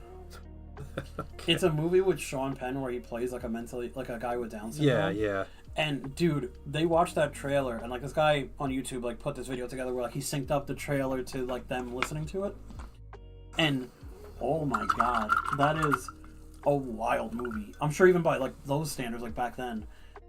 Did that movie win Oscars, or was it just like an Oscar bait movie that didn't Oscar win bait straight up? Yeah. Because like they have actual people with Down syndrome in the movie, Right. and then they also have Sean Penn pretending to be one Pretending to have Down syndrome. Yeah. It's almost as bad as Tiptoes. yeah, Tiptoes. Yeah. Just him on his knees. It's Yeah, just so Gary bad Oldman on his knees. it's so obvious that he's just sitting on his knees. They just put like shoes in front of his knees or whatever. Yeah. He's doing like the Steven Seagal from like Mad TV. Yeah. He's like, I'm but a child, and it's just Will Sasso. Yeah, they had the whole premise of the movie is like the court deems that he has like the mental capacity of a 7-year-old. And his daughter is 7. And they're like, well, she's gonna turn 8 next year, so we gotta take her away. And then they're like he goes to like fight it, and he finds like Michelle Pfeiffer as like a lawyer, and then it's just like him like dealing with, you know, like the struggles of like going through a court case while being like mentally handicapped. Yeah. And it like the pacing looks mad weird. Like they throw around the R word like crazy. Like real casually. Oh yeah, well, it was like 80s or 90s. 90s, whatever, yeah, it was the 90s, yeah. It was Dakota Fanning's like first movie apparently. Huh. Man, what a weird movie.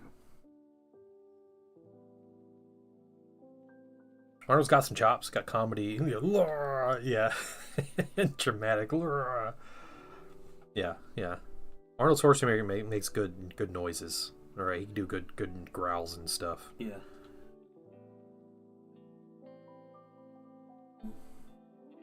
The best movie, the best rock like role I think that exists is the other guys. Him and the other guys. He just shows up like all cool and he just immediately dies. It's great.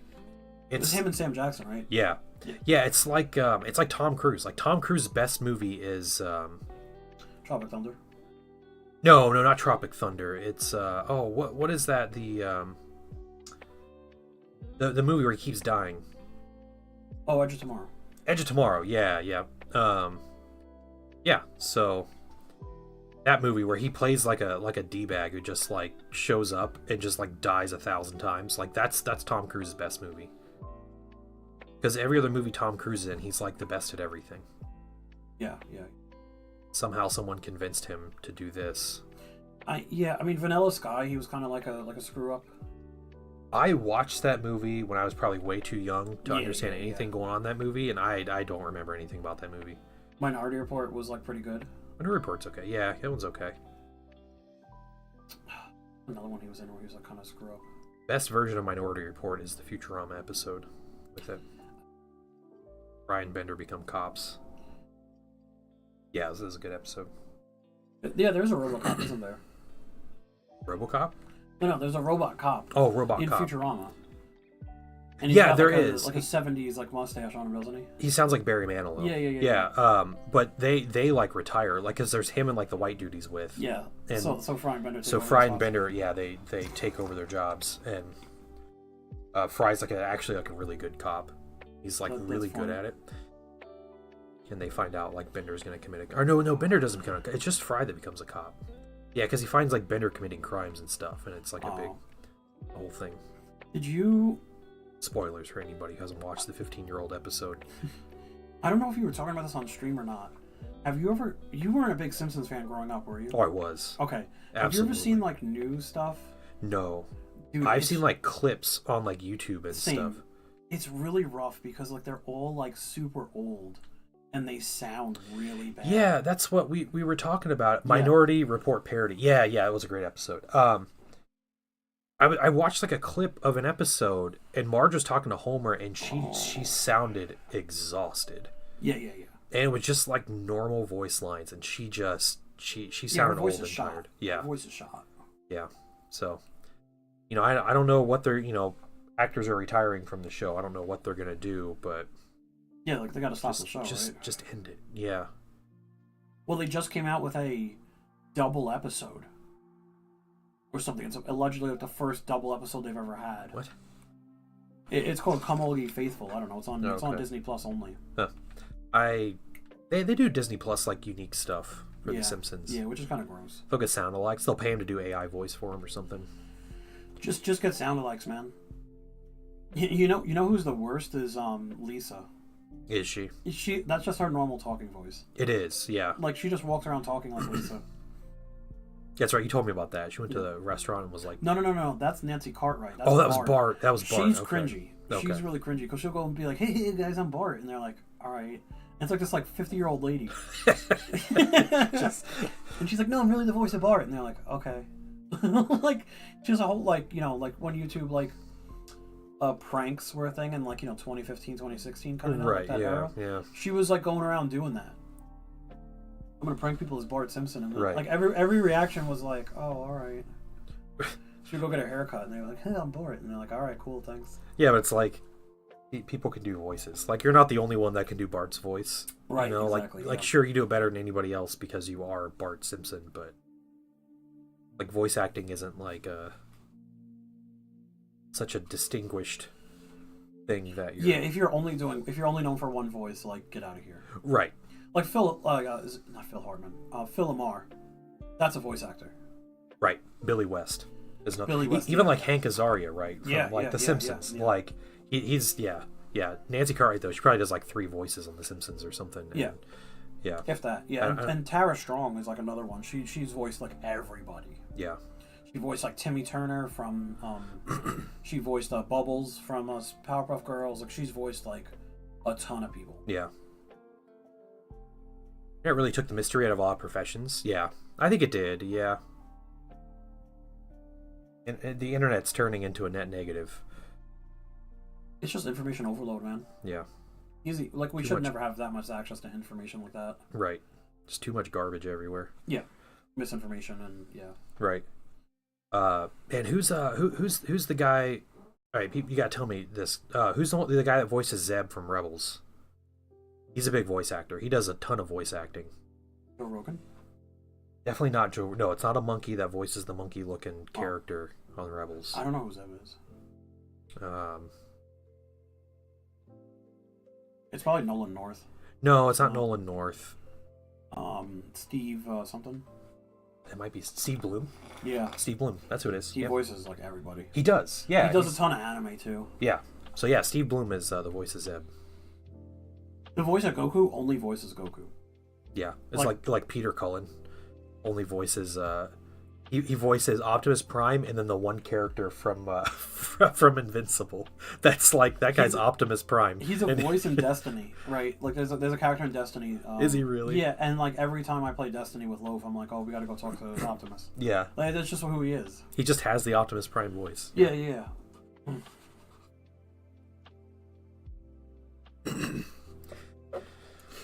It's too corporate. Yeah, internet's way too corporate. I agree. I've become quite cynical with anything I see online. All about, selling clicks. Yeah, I will seriously like I'll browse through Reddit or something, and I'll find a post and I'll read this post, and it's like some mundane thing, and all I do is I just look for signs that the person is like just trying to advertise something. And so the person would be like, oh yeah, I was just at home and I had this horrible thing happen to me. I was at home and I was watching this show on Netflix. I'm like, oh, there it is. Like there's the ad. the subtle, yes. Yeah, just a little subtle ad trying to make a viral post from someone that looks normal or whatever, and you just added that, yeah, I was using this, this like whatever product while I was doing this other mundane thing, even though it's not part of what I was like. It's all an ad. Ooh. Believe anything you read, guys. Have you been following the drone like UFO things? Yeah. It's so funny. People are going bonkers on lights at night in the sky. And they're like, there's a UFO, this is moving natural. And people are like, yeah, here's a professional photograph. It's an airplane. They're like, it's a Boeing 747. Yeah, when they live like next to like probably one of the busiest airports in the country, like in New York, New Jersey, and they're like, UFOs, yeah. There was a big one last night where people are like, look, there's a helicopter following these other two lights. And it's following like really close behind. And people are like, yeah, those are 3 helicopters. It's like you're near a base. The NYPD did catch a drone. I seen that. Did they catch a drone? Yeah. A big one too. It was a big bastard. Oh yeah. I wouldn't be surprised if there are like drones and whether it's just people doing stuff casually or if it's like shady like spy like other governments, but everybody's just like, it's just like a picture of lights in the sky and everybody's like UFOs. The aliens are here. Like, I'm convinced now. I had seen a guy on Twitter was talking about the UFOs, or about the drones, and he's like, I own and operate a drone company, and we do like fixed wing drones, but those are quadricopters. There's only one thing they can be doing. He's looking for nukes. Oh god, he's saying like there's nukes that went missing in Ukraine, and like they're thinking that they're here. And, like, they're looking for drones, because, like, the drones think they found them, so they're looking for, like, the heat signatures of it or whatever for the warheads. Oh, my lord. Like, what are you talking about, man? He's like, yeah, there's only one thing I could be looking for at night. He's like, because, there's no visibility. Like, those drones can't see nothing at night. Unless they have special stuff that can find nuclear warheads. You get off Twitter, dude. Oh, yeah. This guy's a whack job, man. He was in an office. Yeah. Right, like a drop ceiling office with like one drone behind him and an American flag, and he's like, I'm an official guy. Listen to me. Oh my gosh. He was wearing a button down, like tucked into slacks, Trying to sell you pillows. Yeah, pretty much, yeah. It's pretty much that guy. Sure, I got plenty of them. Like 2 airports and satellites, and now drones. Yeah. Yeah. Just like, people are just... People like caught on to something, and now it's just like every single thing someone sees, it's like it's aliens, it's UFO. Nukes went missing in Ukraine, and so they're looking for them in like New Jersey. Yeah, in upper New Jersey. Incredible. Right by the airport. Incredible. Almost halfway done.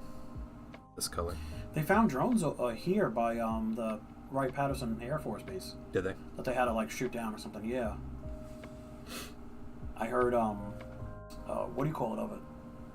Like a radio chatter from like traffic control or whatever, and they were like, you can't land, there's a bunch of drones in the area, like we're trying to take them out.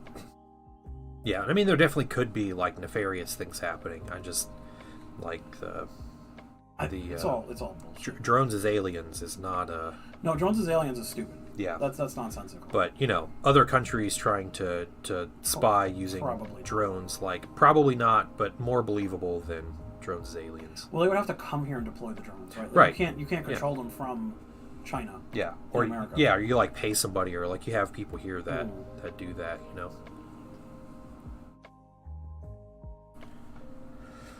Really, who they belong to? Yeah. Well, yeah, because there's it might just be the killer clowns of 2016, but now it's just drones flying by airports kind of thing. Just people just trying to just stir up something and be dumb about it.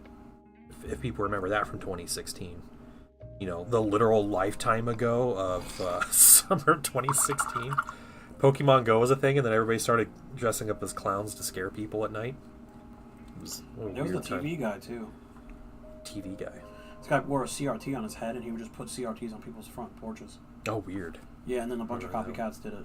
Huh. That's the kind of crime that's like, okay, like copycat, like that kind of, like Yeah, that's yeah. like I guess relatively harmless. And not get cleared up. Yeah, and again, it could just be like opportunists or like just people being like, I'm gonna fly my drone this over this base, or yeah, it could be some other government that's just finding they feel like they tested waters and they're not getting the response they thought they should be getting, and so they're going to take advantage. Like with the balloons.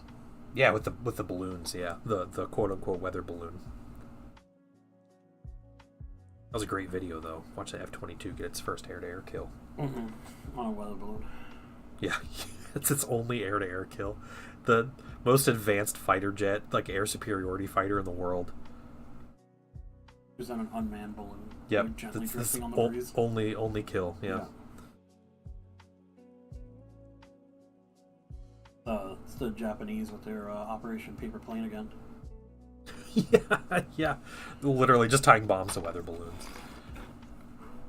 Did you ever hear that story about the one that actually like blew up? Yeah, like over Oregon or something, right? Yeah. No. It fell and like the warhead was still active, and this like pastor and his family were going out for like a hiking picnic, and they found it and he accidentally detonated it and like it killed like him and his whole family. Oh, that's crazy. Yeah.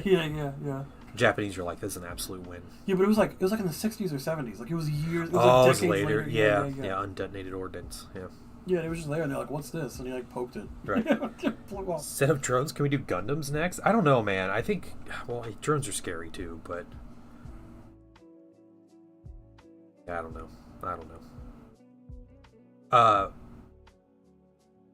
was I gonna say? There was I don't remember. Dang.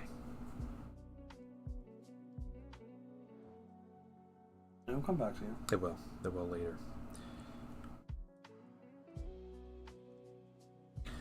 If we lose Australia to a colony ship falling, I'll be okay with that. Why Australia, man? Is that a Gundam thing? Yeah.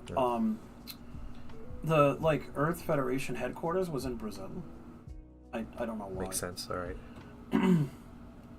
And the space colonies, how they're like huge in Gundam. Sure.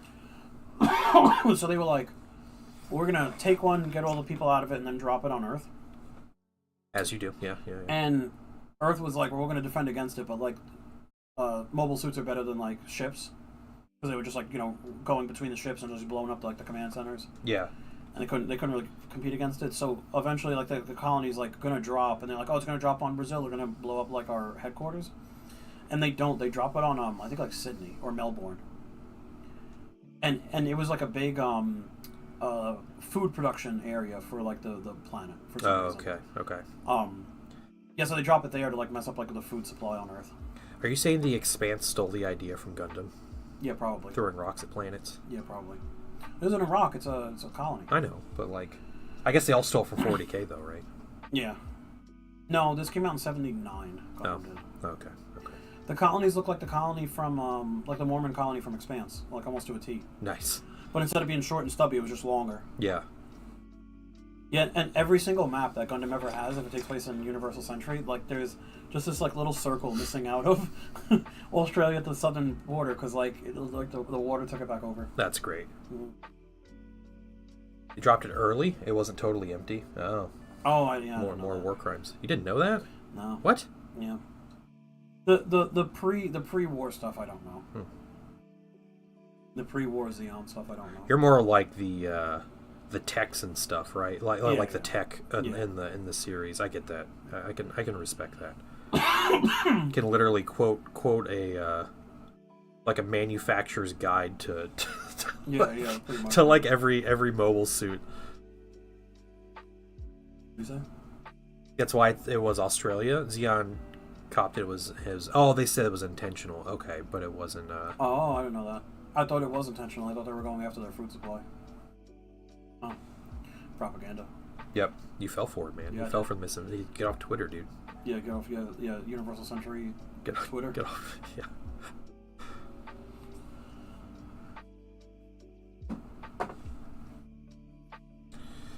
I need to restart this clock here in a minute because it's at 92 minutes, and it's probably going to stop at 99 minutes. This guy, he said, I don't know Gundam too well. It's just my guess. Okay.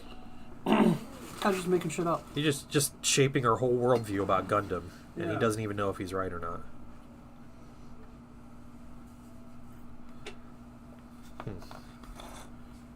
Okay. What I'm going to do, I'm going to stop this clock. I'm going to write down my time, and then we're going to restart it and go from there. Pencil.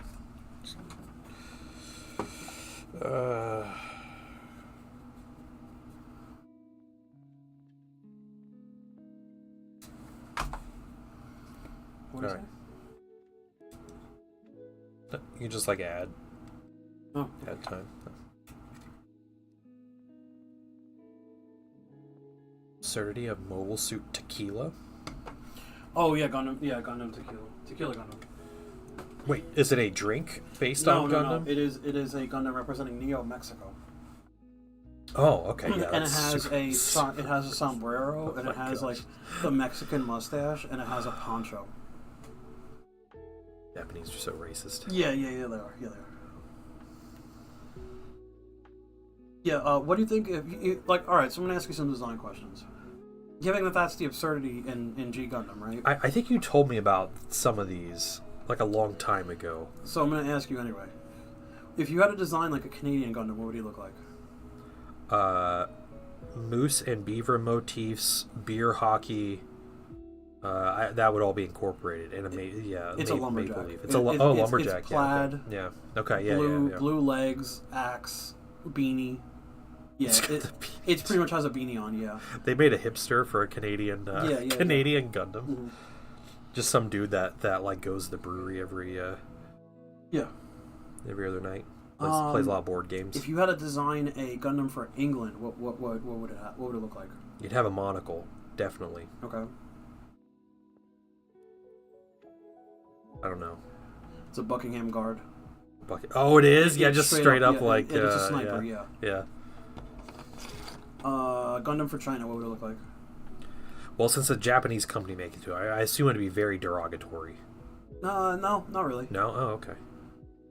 You're thinking like too like get like really like stereotypical. Like what would you make like a Gundam from China be? Dragon themed. Yeah, that's exactly what it is. It's a Dragon Gundam. Oh, okay, cool. Yeah, what Gundam from Egypt? What would it be? Ooh, a mummy. Yeah, the Mummy Gundam. Yeah. Gundam from Denmark. Denmark. Is it a or windmill? Switzerland? Yeah. It's a windmill. It's literally the windmill Gundam. Yeah. Nice. So the only way to get into like the finals is you have to be undefeated. So the Gundam from I think it was Switzerland or Denmark, I forget. They make it a windmill and they hide it amongst all the other windmills. And people come to challenge them and they're like, "We don't have a Gundam." So it gets into the finals by being 0-0. You know, the guy like writing that was like, "This is peak comedy." Yeah. Like I literally like no one will ever top this. Who the hell else was there? I think, if I'm not mistaken, I think Africa just had a Gundam. Like, not any specific country, like all of Africa got Yeah, I was together like and made all one of Gundam, Africa. Okay, yeah. Oh, what would the Greek Gundam be? Like a Greek god, right? Yeah, it's Zeus, yeah. You're getting it. So we're going to see. We're going to try to go see War of the Rohirrim on Sunday. Nice. And I am not an anime fan. Okay. And this is an anime. Yep. So we're going to see. I have heard mixed things. I have heard Lord of the Rings fans really enjoy it. I have heard other people not like it at all. So thought Like it was anime like fans don't like it? I don't know if it's like anime fans or just like movie people. Oh. They like watch it like this is really bad, but then like Lord of the Rings fans are like, no, this is great. Like, you know, they said the sound design was particularly good in the movie is like something people are complimenting. I don't know if that's like a thing in anime that's like a big deal, but Maybe that's just like a cop for being, or like a cope for being, how's that donut? Fantastic. Yeah. That's incredible. Can't beat a donut from a treasure chest. Fresh. I guess the key part is it's fresh, so like it's crispy. Dude. Yeah, she brought those donuts out, and like the chocolate was still melting on them. When I opened the box, I was like, yeah, that's the way to go. Did you eat it while you were driving home? I did. Yep. That's what you have to have the car donut, right? Yeah. That's the staple. I stopped doing the car donut. You did? Yeah. Just because I'm getting sprinkles all over my floor. Yeah. What movie were we just talking about? Rohirrim. Oh, War of the Rohirrim. Yeah. So I'm excited. We're gonna take paintings on to see it. I know it's like fairly violent, but it's also Lord of the Rings. I don't think there's anything in there he hasn't seen from normal Lord of the Rings. We were watching. It is anime. Yeah. What was it rated? Might be PG-13. Mm-hmm. Yeah, it's the new Lord of the Rings movie coming out. It's an anime film about like Helm Hammerhand and his daughter and like the Rohan Civil War. Hey, Gosu, what's going on? I did see Heresy Thursday. The mini looks good. What is it? It's an overseer, a Legion overseer. Oh, okay. That's what you were talking about for a chaplain. Yeah, the mini would make a good chaplain, but it's like a dude where you take this guy and you can take up to 60 Solar Auxilia or Militia that like join him as a unit. And he just like leads the hordes of unwashed like mortal humans. It's great. Yeah, Solar Aux chaplain basically. I mean, I'll probably use one eventually. I'll try one, but I don't know if I'll buy that mini. Thank you. Yeah, you're welcome. You pay full price for that? Yeah, why? Oh, you get them for like free, don't you, or something? Yeah. Like that hooks me up at night. What I usually do is I'll get like a Danish or something for breakfast the next morning. Sounds good, man. Everything in there just smells and looks amazing. Yeah, they're all like they're above mid. Yeah. But Best donuts in the area. Yeah, I think so too. Yeah, I'll get like a Danish, and I'll get like anywhere from 3 to 5 donuts, like depending upon like what they have, what looks good. And this guy, like without clock, like every time, like he always undercharges me, and then gives me a discount on top of it. That's cool. So like usually he doesn't charge me for the Danish, and then he'll charge me for like 3 donuts, and I got 5, and then he'll give me a 10% discount. Yeah, maybe you're just in there at an hour where they're like, we're not going to be busy, and we might have to throw these donuts out at some point. That's what I think, but then like the donuts last for like 4 to 5 days. Right. Yeah, if you keep them like in a bag or like keep them away from air and stuff, like sealed up. I keep them in the box. You just keep them in the box. Yeah. I would do that, and like by the next day they start getting a little stale. No, like well, these are fine. Okay. I don't know what it is. Huh. You get like the special donuts. The guy asks me sometimes too to like make stuff, and I'm like, no, I'm good. Yeah. So I thought you'd just be done buying Forge World minis anyway. Yeah. From your experience. It's a good reason to collect some of those like Solar Aux minis and everything. That's the best part about it, is you can just like you just be like, yeah, I just want a squad or two, and you have the excuse of like, I don't have to run a full allied detachment. I can just run it with the Overseer, and you get the auxiliary rules First and of stuff. all, let me take just a moment to thank you for allowing Finally, me back Rose, into thank your you for the home. follow. Welcome in. Yeah, I seen Amethystine when you rated her yesterday. She was painting MCP minis. That's cool. What was she painting? So somebody gave her a commission for 11 minis. Nice. So apparently, like a couple box sets. You know what I mean? Yeah. She was in the midst of painting Apocalypse. Oh, cool. All right. And then she also had Malekith. It's a guy on a winged tiger. Oh. Yeah. Okay. I've seen that mini. Yeah. And what the hell He's the else? Dark Elf, Malekith, right? Yeah, pretty much. Yeah, he's a drow, I think. Yep.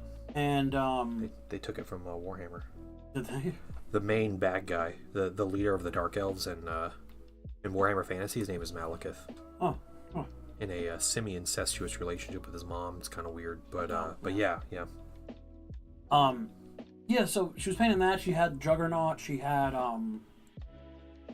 Wolverine with a cowboy hat on. She had Sabretooth. She had like a lot of like classic people. She had Emma Frost, she had Psylocke. Okay. A lot of them are like, okay, she has them because those came in a box, those came in a box. But I couldn't tell like what faction the guy was running. Like I had to bring it into like a thing to figure it out, like MCP's version of like Battlescribe. Yeah. To figure it out. And I was like, oh yeah, he's kind of running like Apocalypse and something else. Did you stick around and watch her paint Psylocke? No, she was like very much invested in Apocalypse. So. Gotcha. All right. I'm full blown addict. I'll probably buy the Iron Warriors Warsmith as one of my favorite models. Yeah. I know you had this horrible experience with Forge World, and then they release like the one mini that would convince you to buy again, right? Like the Iron Warriors, dude. I get it.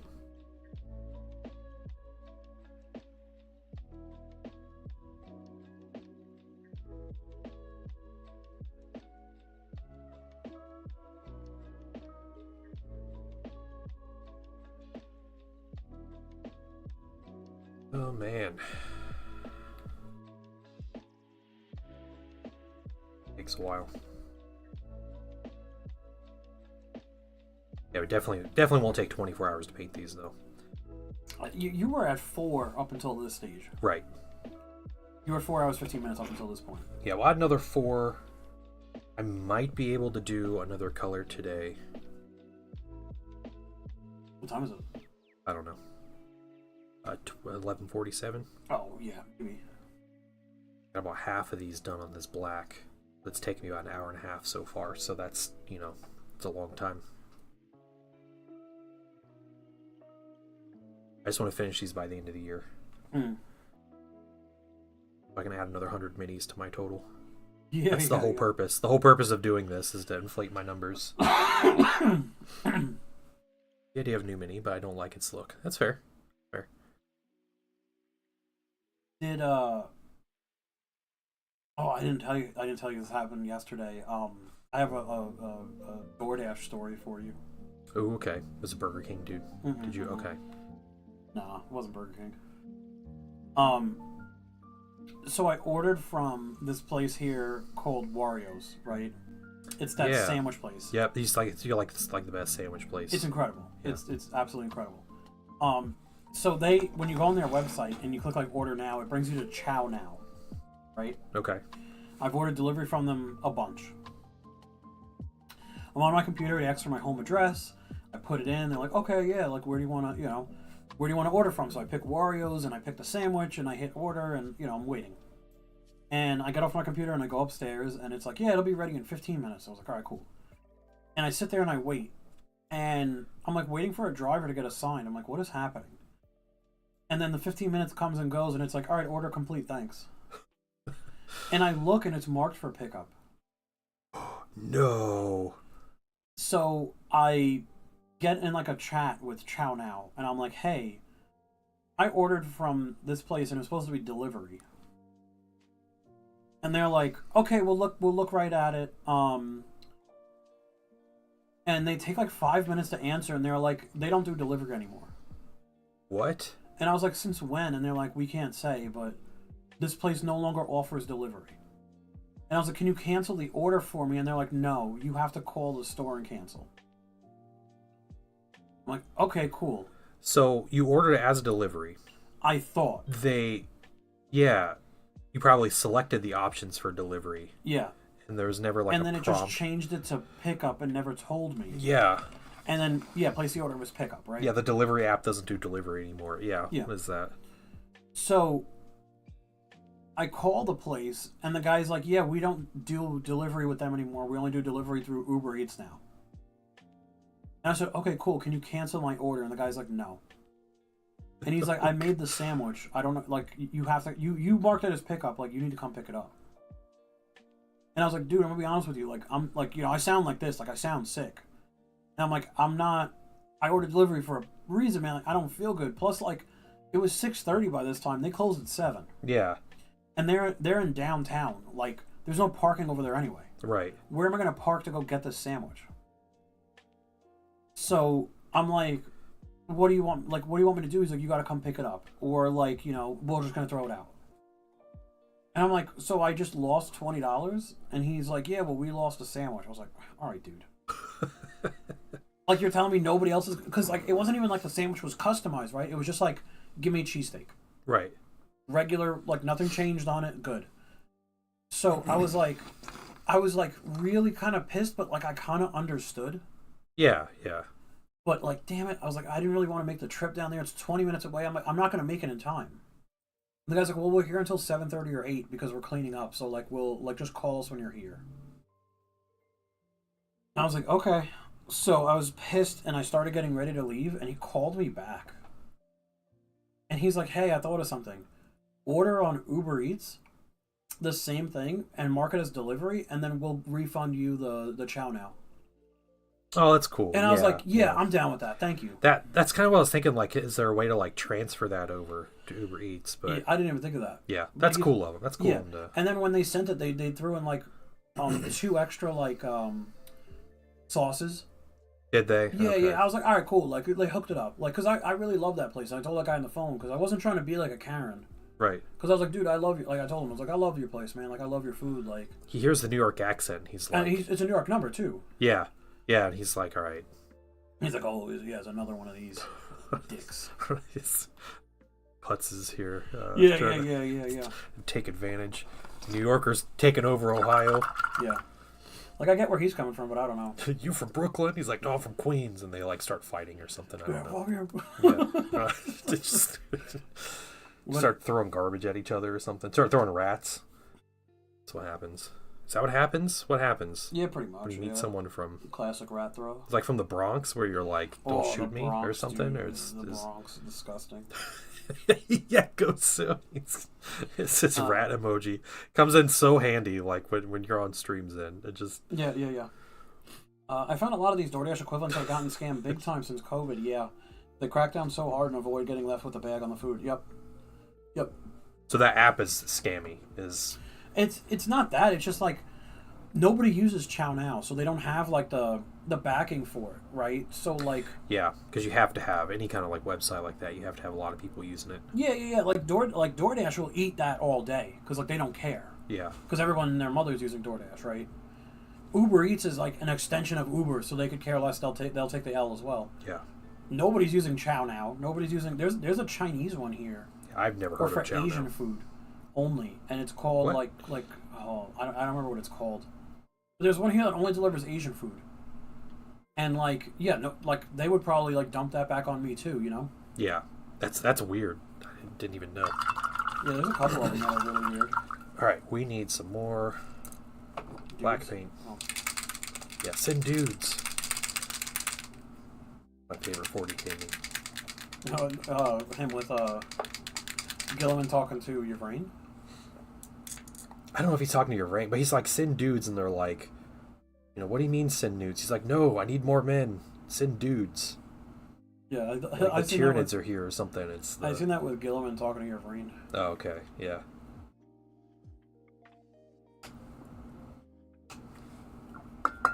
You can't throw a New York rat.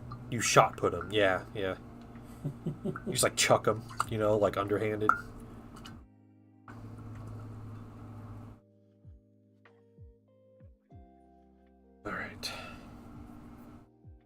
See that Vash tour? Kind of finished his base up and everything. Yeah, it came out amazing. So I think he'll look even better when I get to the varnish on him. You gotta throw a mat on him? Yeah. Because like the random like metallic shine on some of the highlights like clashes with it, so I think dulling everything down is gonna look really good. Love that meme. Yeah. Show off that base. All right, hold on. I'm on a timer here. Zen, stick it in the camera. Okay. The mini, right? Yeah, yes, the mini.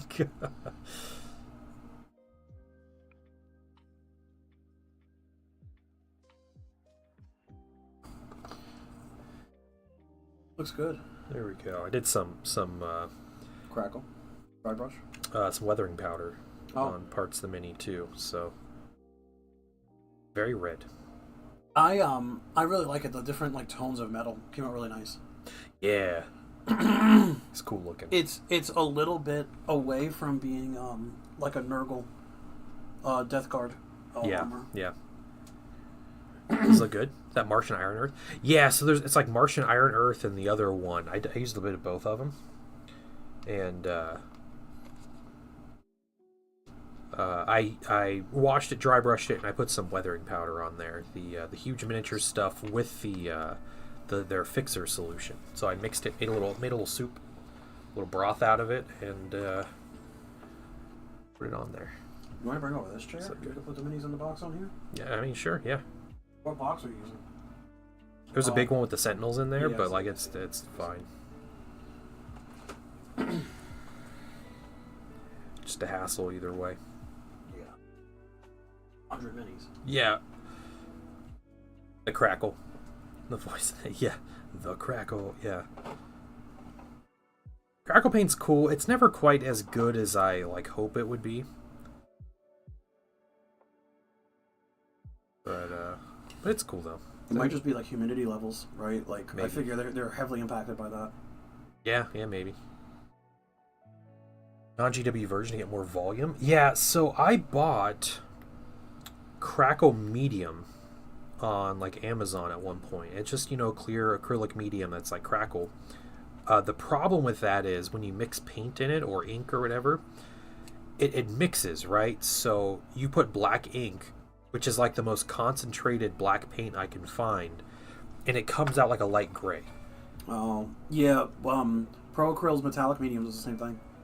Yeah, and so if you put in enough black paint or black pigment to make it look black, then there's not enough crackle medium to crackle.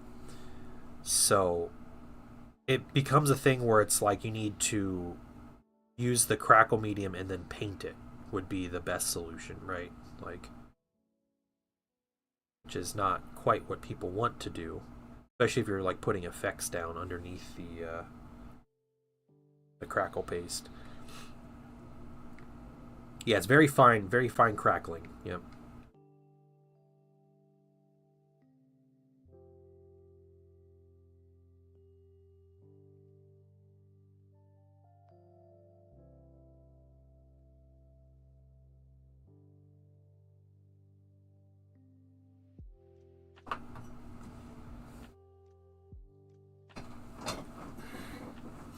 One of the cool benefits of being in this hobby is my sister sent me pictures of her kids, like a Christmas card, Uh-huh. And I put it on my fridge, and I am never wanting for magnets for my fridge. Oh, because I always have so many neodymium ones lying around for minis. Nice. I just ordered more magnets recently. Yeah, 4 mil and some 6 mil magnets. You still getting them on eBay, or you going to Amazon now? I go to Amazon. They have them at the same price on Amazon anymore. eBay was definitely the best place to buy them for a long time. Because a lot of people try to sell hobby kits of magnets, or it's hobby companies. Yeah. And they price them out. It's like, hey, get 20 magnets, and it's like $10. That is way overpriced. You can get 200 magnets for $10. Yep. Just buying them in bulk. It's not even bulk. 200 magnets is a lot and it'll last you a while, but it's a tiny little little Coke bag worth of magnets. It's not even that much. Yeah. Coke bag. Good old Coke bag, dude.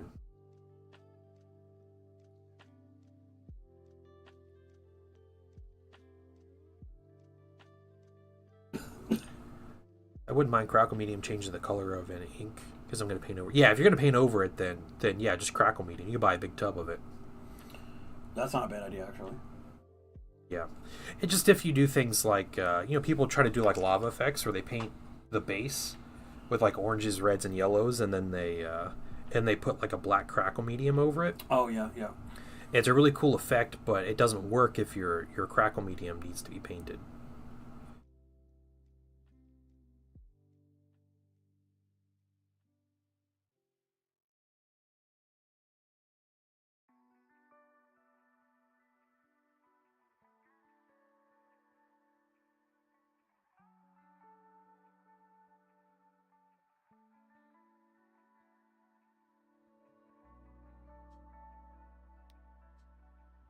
These minis are really cool. It's just super weird that there's only 200 points of minis here.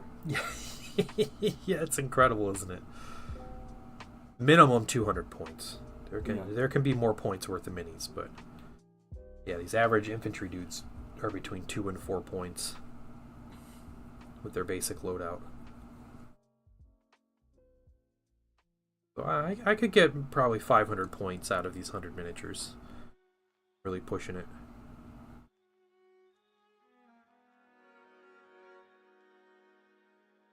Are you going to be playing with these minis? You're going to try to? Oh yeah. I mean, I could always do the just take 3 squads of 20 with the overseer. Just add them in my marine list, or I could do an allied detachment since I have a little command squad. Mm-hmm. And I could do that and paint up those sentinels really quick. Bring out some more sentinels or something, and just have some like random little things to go with, with the army. Yeah. Just bodies sit on objectives. That's all they are. Just hope and pray they never fail a morale check. Yeah, but still, like, good luck, like, chewing through all of them anyway, right? Like, yeah, in 30k, when you kill 25% of them, you take a morale check at the end of the phase, like in shooting or whatever. So killing 5 dudes that are toughness 3 and won't get a save against anything, like that's pretty easy. And then I just have to fail a morale check, and these minis in particular just leave the battlefield when they fail a morale check. They don't run towards the board edge. No, they don't. No. Oh wow, okay. Yeah, they're just out. Sin gets used regularly in Helldivers games. Yeah. There was an episode of Secret Level, the last one, and it was called, I don't remember what it was called. It was a PlayStation ad, right? And it had Helldivers in it, and the Helldivers don't shoot their guns ever. Oh, really? Yeah, they just run around screaming about freedom and democracy, and that's it. They don't shoot their guns at all. That was one of the worst episodes out of all of them, because it was just a, hey, look at these IPs we have. Video, like the story was like about nothing. Wasn't Arnold Schwarzenegger a voice in one of those? Yeah, he was a voice in the one for the Amazon-based MMO called The New World. Oh. And his character, because I had to look it up, his character's like one of the first quest givers that you get, like one of the first like quest giver NPCs. And he doesn't have like really a backstory, so they fleshed it out in this thing. Okay. But that MMO is dying. Yeah. They did a hard reset recently and like reworked like leveling or something. The New World MMO. Yeah, New World. Speaking of morale changes, I see the post I had made a while ago. It's the post I had made a while ago to the server yesterday. Oh, okay. Oh, cool. I saw someone talk about on the Warhammer competitive Reddit about morale in 40k. I thought it was funny and relevant because we were just talking about that yesterday. Yeah, with Battle Shock, right? Yeah, because people were talking about, is this has morale always been, bad in 40k? The rules have always been crappy. And general consensus seems to be that the Horus Heresy game does morale the best. Yeah, okay. Which is an updated iteration of, 40k 3rd through 7th edition. Where, your units actually, break and run, or they can be pinned, or, you can do different stuff like that.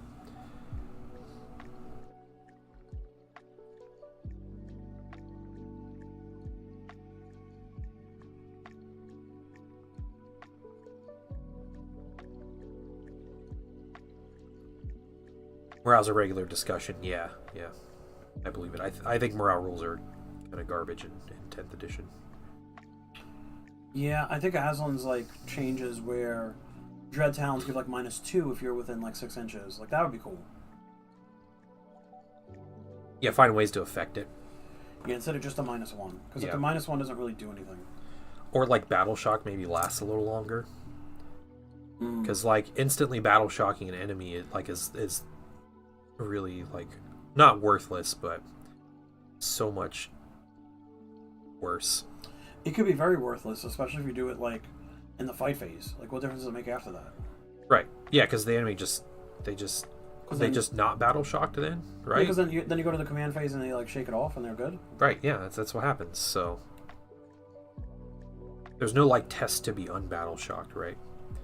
Was the Helldivers video you were saying? It was like the last episode of Secret Level? Yes.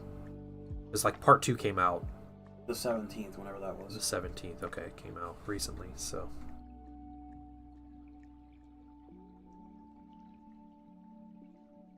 And it was really bad. It wasn't Helldivers based, it just had Helldivers in it.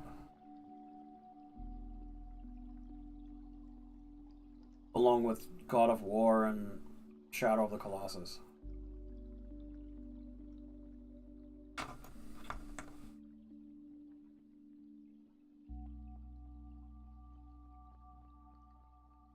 Yeah, it just came out on the 17th, the second part. It was like, it's the 15th episode. I forgot what it's called. It's called like State of Play or something, or it's like Deliverance, but it's not, because she starts out being like an Amazon package deliverer. The girl. I can't think of the name of it, but it was like a double fulfillment. That's the name of the episode. Fulfillment, because she's fulfilling orders, but she needs to find fulfillment in her life. It's an Amazon ad. It's an Amazon ad that turns into a PlayStation ad. Oh, yeah. No. Yeah. Yeah. With Kevin Hart. Kevin Hart's in it. That sounds worse. Yeah. That makes it sound even worse. Kevin Hart is in it as a voice actor that's clearly not a voice actor. Yeah. Because he's just talking. Like, actors don't know how to voice act, right? Because they act like with their bodies and facial expressions. So they don't know how to act with their voice. So it's just Kevin Hart talking. That whole trend started with Robin Williams, right?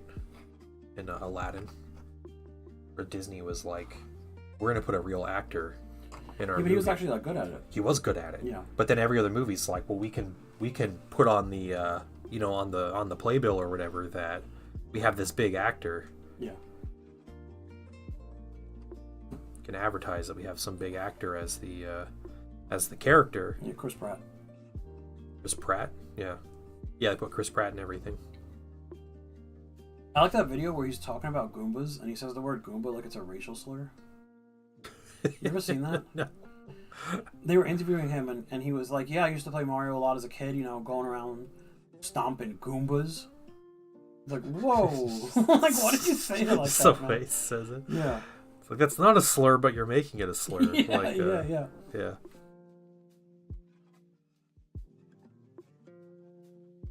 To make sure he doesn't say something else.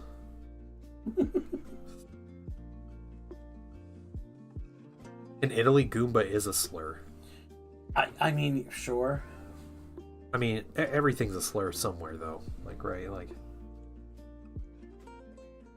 back Templars and Salamanders, when they find Xenos children, yeah, just talk about slurs. Also, Ultramarines. That was like Cato Sicarius. That's what he would do. He'd just like stomp on Xenos children because he's like, they're not human. Did you know that Marnius Calgar's real name isn't Marnius Calgar? Yeah, it was like a kid from his training or something, right? Yeah, it was like his friend that went through training with him and died. Yeah. Seen that on a YouTube short the other day. No better than Erebus. I don't know what Erebus did. Oh. Except because Erebus' name wasn't Erebus. So Erebus was this dude that was like everybody hated. And he had this friend growing up, surprise, surprise.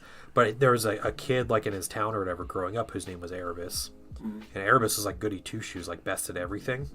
And Erebus got selected to join the Word Bearers from whatever their planet was, Colchis or something. Mm-hmm. And this little jerk kid murdered real Erebus and went to training as Erebus.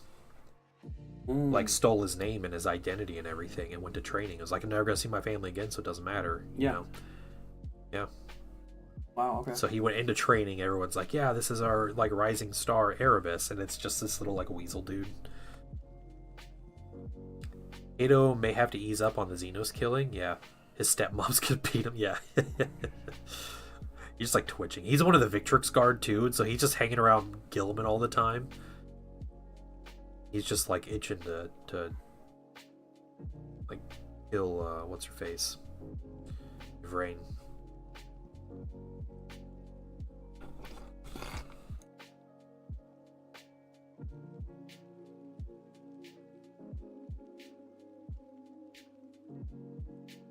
You're making pretty good time. Yeah, not bad. About 2 hours on this one color. It's still only about a little over, well, it's not quite 2 minutes each on this color. A lot of minis, though. It is. Name of the game. Mm-hmm.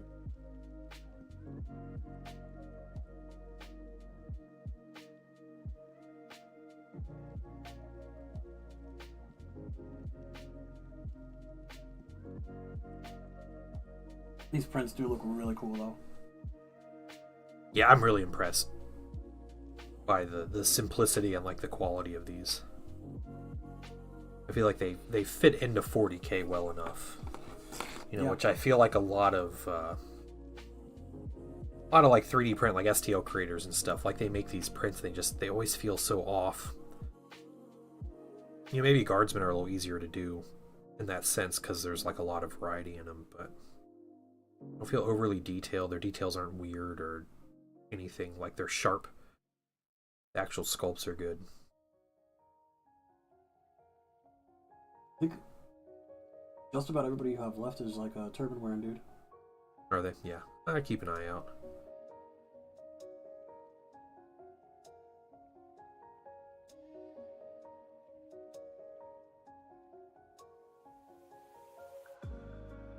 It's cool they have like an environmental set. And so they had like the desert like turban helmets, and then they had like winter helmets. Oh. And then they also have a torso with like rifle. They have a set of torsos that have like more like kind of poncho thing, but it's like more of a greatcoat. Oh, okay. So I didn't get this. So they have like, you know, it's like winter and desert, which is cool. You can make winter troops. Oh, thanks. Gilliman has done what? With who? Yeah. The Lion's not above genociding everybody, so... They still haven't met yet in the lore, have they? No. That's crazy. It's gonna be funny if, like they put Russ back, and, like, they both meet Russ before they meet each other. Right. Well, the Lion's on Secundus, right? Like, doing shit over there. Yeah, he's on the other side, yeah. Probably gonna go to Pariah Nexus or something. Yeah, and Gilliman's, like, fighting Pariah Nexus, and... Oh, was he doing Pariah Nexus stuff? Yeah, I think he went to Pariah Nexus, because that's where he was headed with Indominus, right? Oh, okay. I thought he was doing, like... Leviathan Tyranid was, War what's his... stuff. No, Leviathan was, what's his name? Leonis Soul. Yeah, the... I want to say Solar Macarius, but that's the old Lord Solar. Leonidas, is that his name, or...? Yeah, Leontis. Leontis, yeah. Link to that in the server. Oh, yeah, sure. Would you find the Quartermaster 3D on, like, my mini factory and post I a got link? you. Yeah. Just in, like, general or something? Yeah. Yeah, these minis I'm painting were 3 parts. The pairs of legs were all just 1 part. The torso with the arms were another part, and then the heads were a 3rd part. And that's it. That's all these minis are. Very simple to paint. The pre-supports are amazing on them. I have had almost 0 issues with the pre-supports. The one time I had print failures was I had to replace my FEP.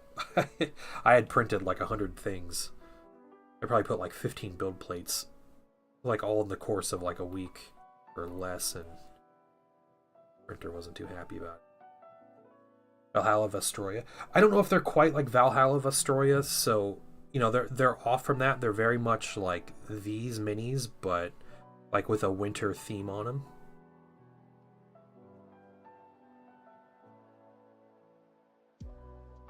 I put the mini in, or I put the in general the free sample, because these are paid STLs, right?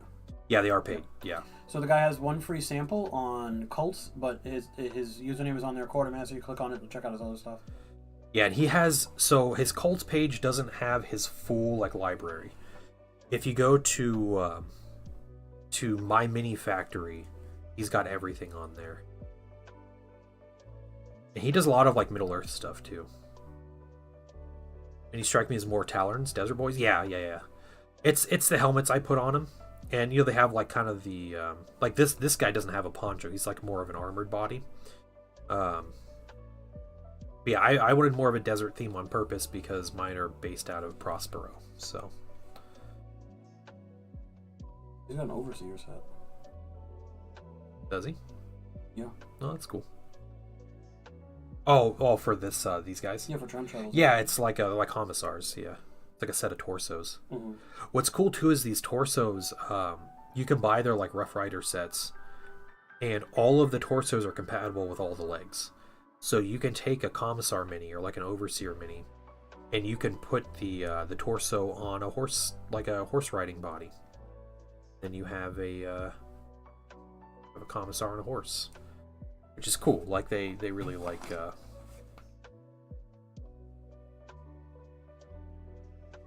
It's really well designed. I'm gonna ask you to share paid STLs. Yeah, just a link. Yeah. That's what I figured. I didn't think you were asking me to send you the paid stuff for free. I put the link to his My Mini Factory page in Discord as well. Cool, thanks, man. Mm-hmm.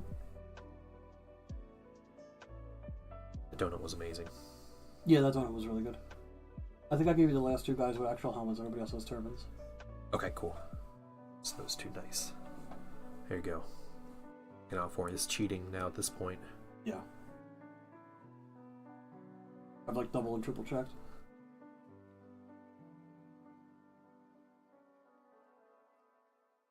Yep. Cool. The great thing about using contrast paints is if we happen to forget something and we're doing our next color and we come back around, we can just cover that color, or cover it up later. Mm.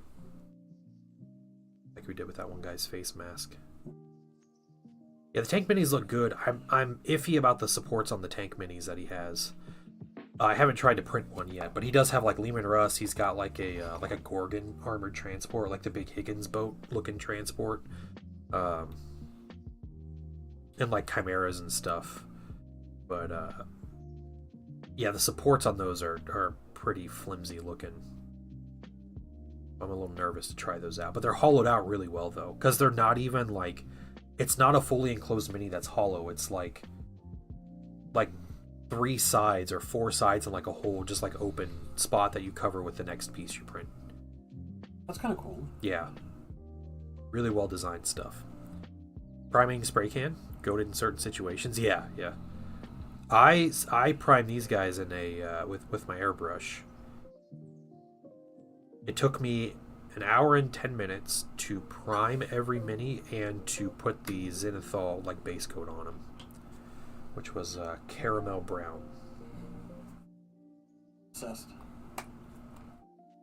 I know, that color's great.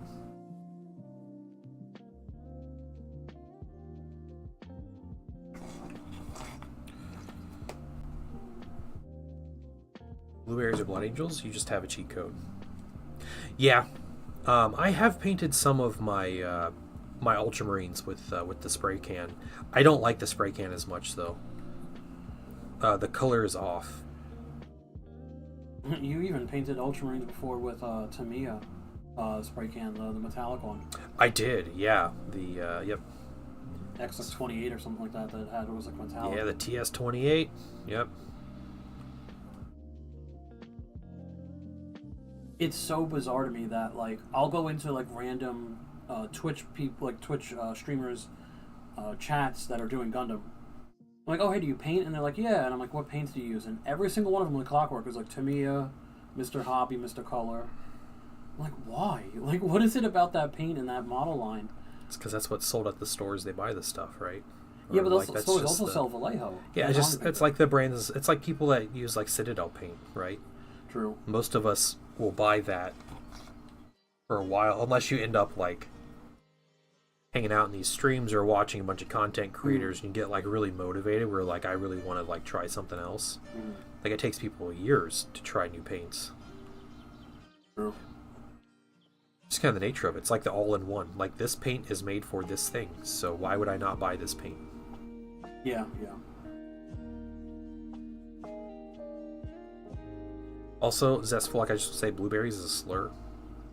So, watch yourself, man. I used to play PlanetSide 2, and I played on the like the Rebel faction, and they all wore blue, and everybody called them blueberries. But it was like super derogatory. Like it really was like a pejorative just to call the blue team blueberries.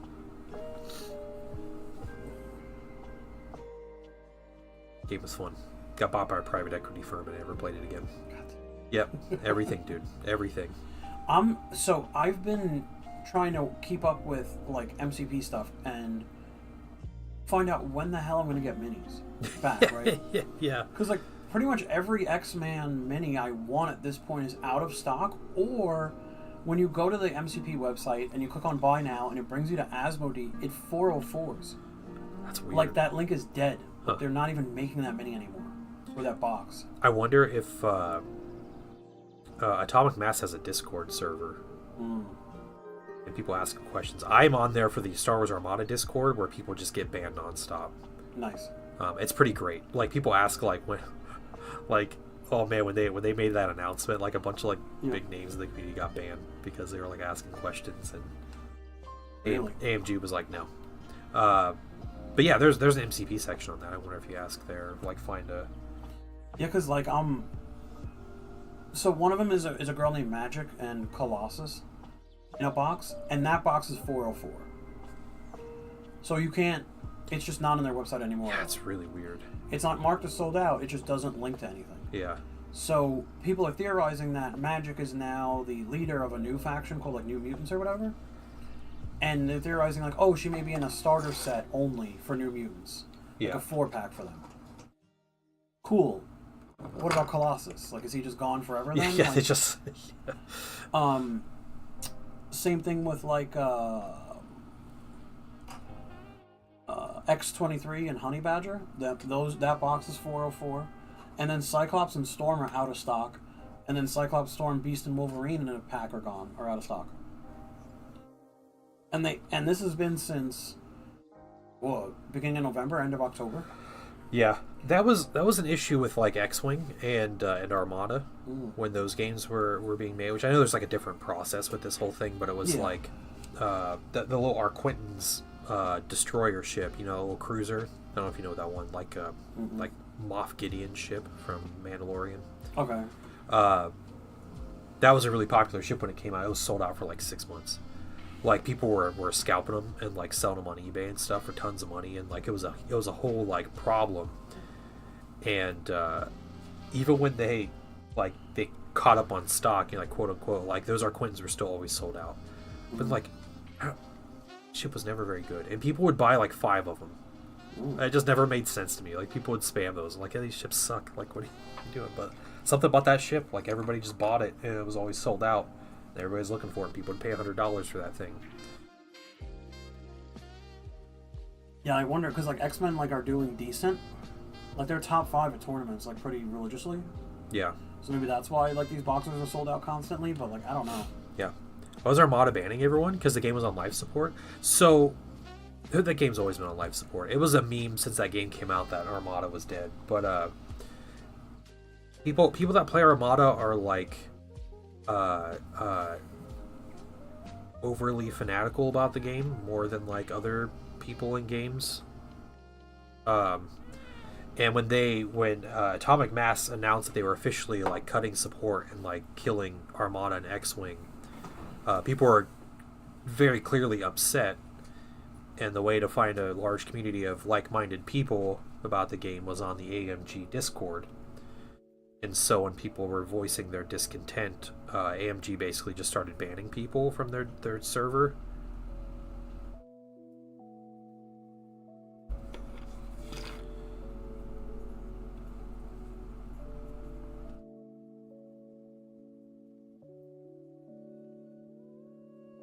Yeah, basically, okay. It's they're like, okay, we're done talking about the announcement. Like, no more talking about it. It's like it's all we got. It's all we got left.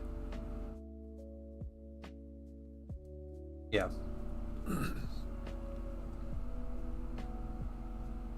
Yeah, I went to Worlds for Armada one year, and it was funny because you know, I watched the final match. Like, you know, there were probably 50 people hanging out watching this match, and it was like live streamed and everything. And super intense game, and it was the both the players was their second game of the day, and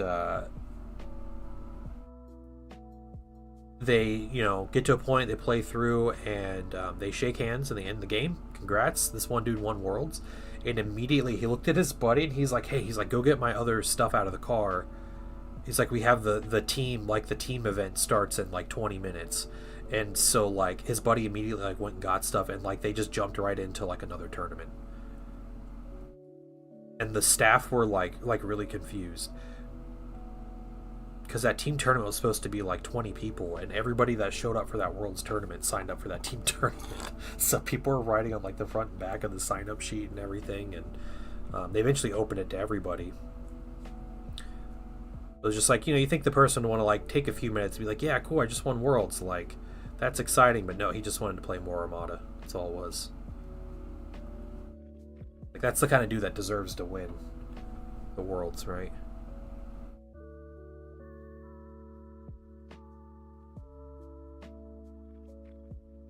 Last game we got banned from a big server. Tyranid players rushing their fattest unit in the middle of the board. Yeah. What? Aslan, you got banned from a Discord server? That's surprising.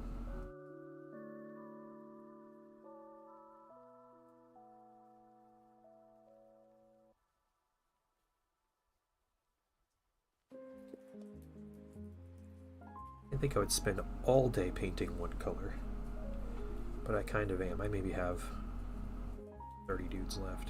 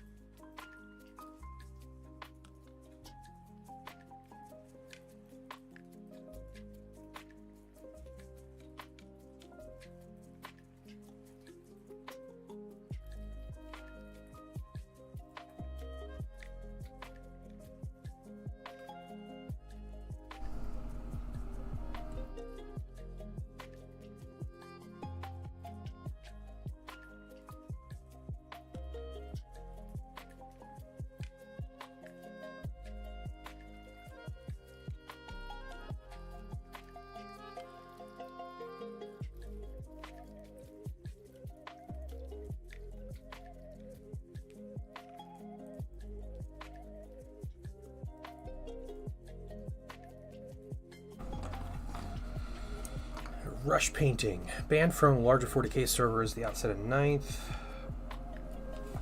And why? Because the server owners kept trying to kill a discussion on speculation for factions for fear of leaks. Oh.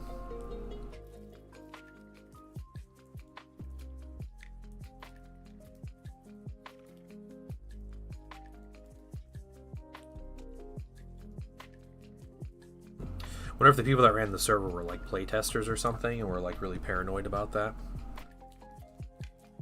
Start with pop-up terrain in Oblivion so they can... Oh, okay, I know what server you're part of. That was the Tabletop Titans, right?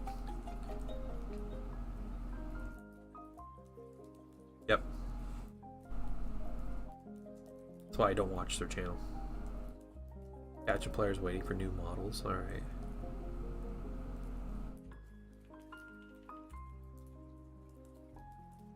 Yeah.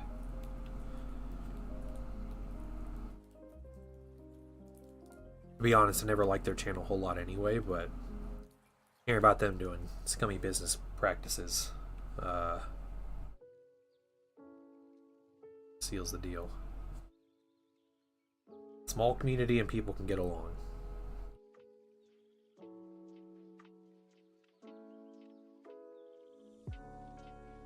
That's what we should be doing.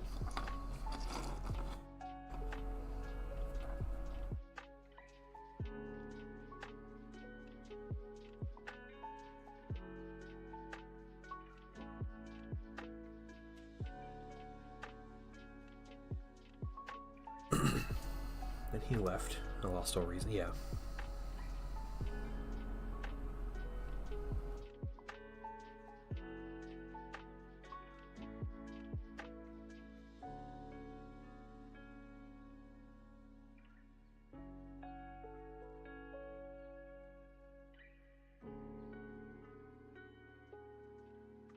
There are some like little mistakes on these minis, and we can always correct those later. I'm not too concerned about big crazy mistakes on minis.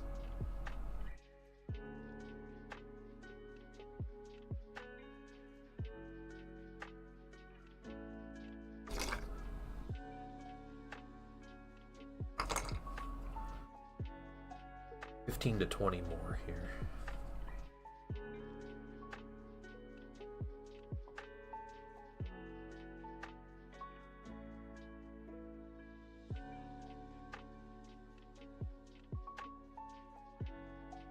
Need expensive terrain. Nerds been using imagination cardboard for 40 years. Yeah, exactly. Yeah. We used to use yeah, buddies used to use like red Solo cups and water bottles for drop pods. Because we thought paying money for a drop pod was silly. Because you just put it on the board and it sits there. They're also pretty cheap. So the reason to kill leaker speculations, they wouldn't get free mod. Yeah. Which, you know, like, it kind of makes sense in a way. Like, you want to be in the good graces. You don't want to bite the hand that feeds you, right? So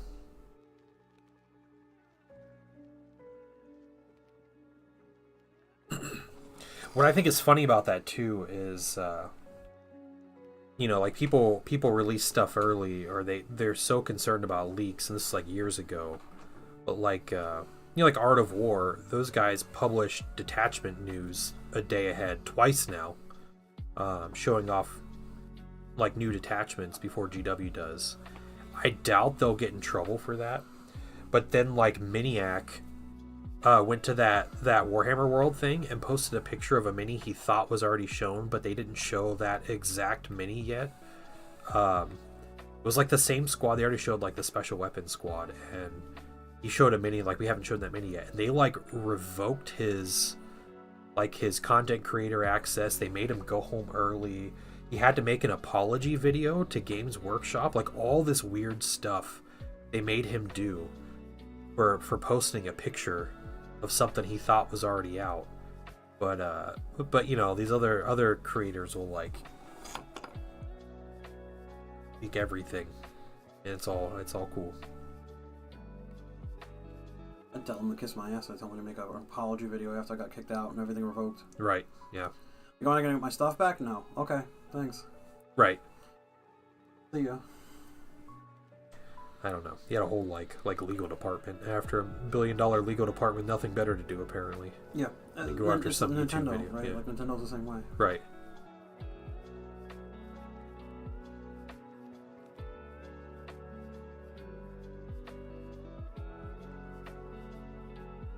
Cataching kill team versus Tyranid kill team? Yeah, I mean that would sound themey, but does that ever happen?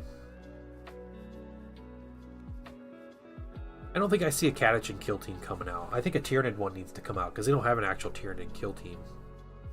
Like, what would they do? Yeah, they're not. Yeah. Like, they need to come up with some new like bio morph thing. Yeah, and one of them has a heavy weapon, and one of them's like a scout. Like, oh god, I hate that so much. Like, if we just had a unit of like Shrikes, like that'd be cool. Like Tyranid Shrikes. That's what they would need to do. But because that unit needs to be in the Codex.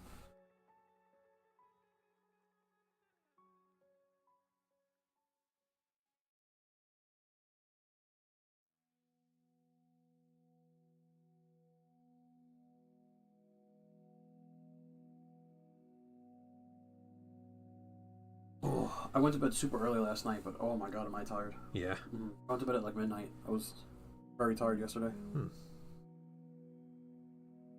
But you're feeling better, though. Yeah, I'm feeling way better. Likely is a Custodes kill team right now? Yeah, Custodes kill team again. Custodes, they would do like those flying dudes. I could see that as a kill team. Or whatever the hell they're called.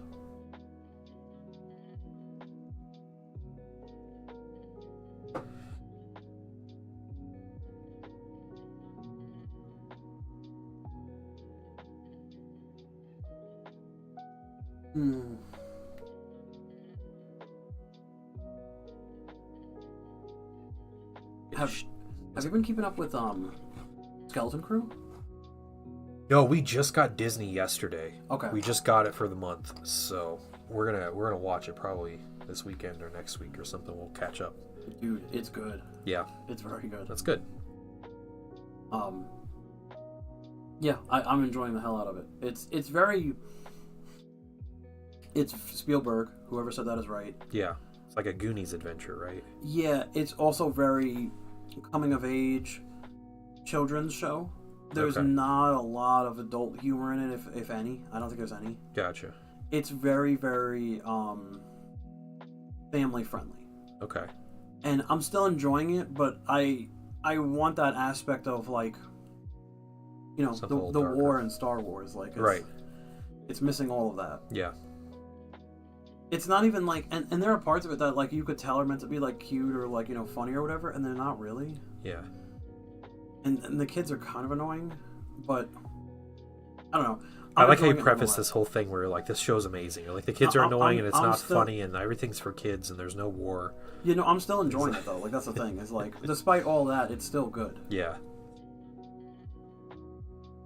It's just like the show could be way better. Yeah, you're not gonna have an episode where all the main cast is murdered in one scene. Yeah, no. Like the Acolyte.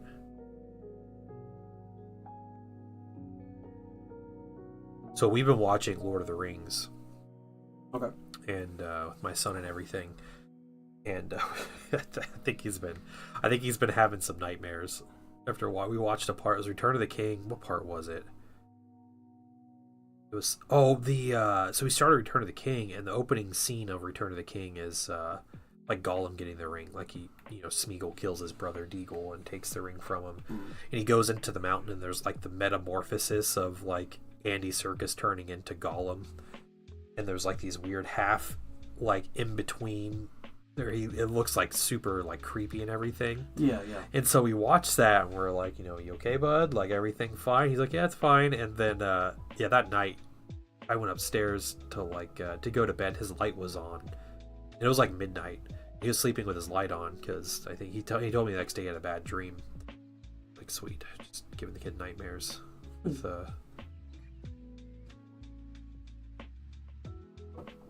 Gollum. Yeah.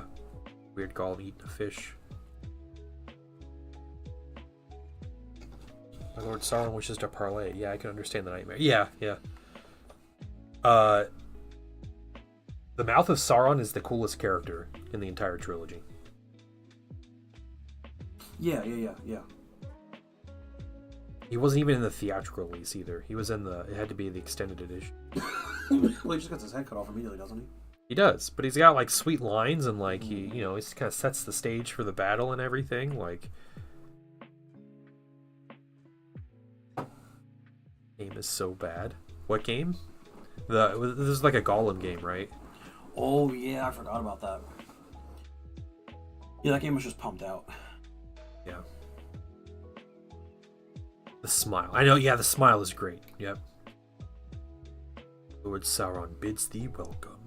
Just gives the big cheesy smile. He just proceeds to insult everybody that's around him. It's great. And then dies. Yeah, the Gollum game was like him being captured and breaking out of like Mordor. Yeah. But the game is super janky and broken. Yeah. Shadows of War. I heard Shadows of War was amazing. Yeah, I never played it though. You ever play the Batman games? No. Oh wow. Yeah, it's like those games. Yeah. Yeah. It's like a whole like genre of. That Superman trailer came out today. Didn't you see it yet? Did you? No. It looks interesting. Coach said it looked amazing. Yeah, it looks interesting. Him and I were texting about it before I got over here. Gotcha. I saw it was out. I just didn't bother to watch it.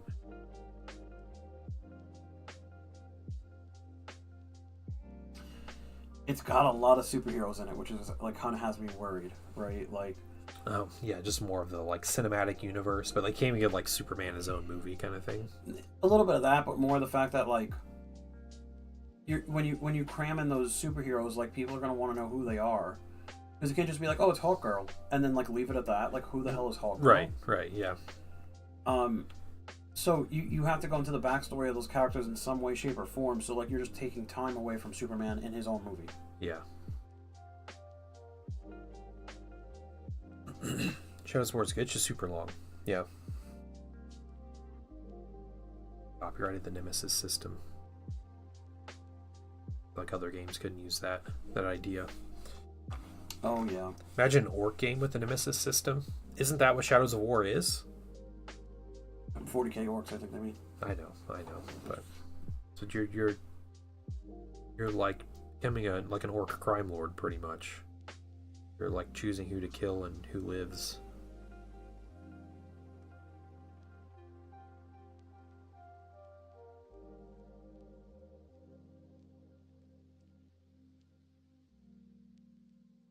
I found an old game, Battle for Middle Earth. Anybody remembers that game? The old RTS came out. It was 2003, I think, when that RTS came out. Battle for Middle Earth and Battle for Middle Earth 2, it's all abandonware. Like, the company that developed it doesn't exist anymore. You can't find it anywhere to buy. But you can find the game for free online. And it's like on ModDB, they have mods for it that are still, that like just got a big update, one called Age of the Ring. But with the mod, they include a free download of the first game, the second game, and the expansion to the second game, like the Rise of the Witch King or whatever. Wow. So you just download the game for free, and it's like, you know, able to run on current PCs and stuff, and then you just you can install whatever mods you want for it. Like a whole like it's like they have like a launcher for the game. Orcs than Uruks? Or chumps to Isengard, yeah.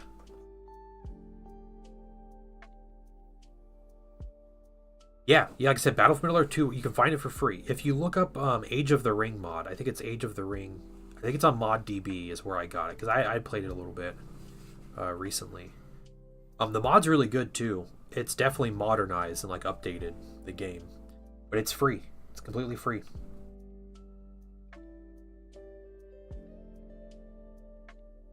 You needed that for War. I think it was Dawn of War 1 and 2. You needed to mod it. Because otherwise it only ran on like a gig of RAM. Yep. Yeah. So they have a launcher for that game too that you can that you just install before you install a bunch of mods and everything for like Unification or Ultimate Apocalypse. Lurch was metal. I never played any of those games, the Shadows of Mordor, Shadows of War, or anything, so I don't know anything about them. You get inhabited by the spirit of Celebrimbor. Right. I remember that. It's like spirits that like possess you, because there's different spirits, right? No, it's just Celebrimbor. Just Celebrimbor? Okay. Yeah. Maybe Shadow of War has more? Did you ever play Shadow of War? Or The second one, no. okay. I thought there were different ones. There are two. Yeah, I don't know. I don't know if there's more than one. Wheel of Time. Book 5. Dang, that's crazy. I was partially responsible for the death of Ultimate Apocalypse. Oh, were you? What did you do? Ultimate Apocalypse is still around, though. Like, you just got an update. Aslan is not painting a very nice picture of himself today. He's talking about servers he was banned from and killing popular mods for games. He was the one who killed Boromir? Yeah. Oh, Lurtz. Lurt's the one you're talking about, yeah. The Uruk that killed Boromir in the movie.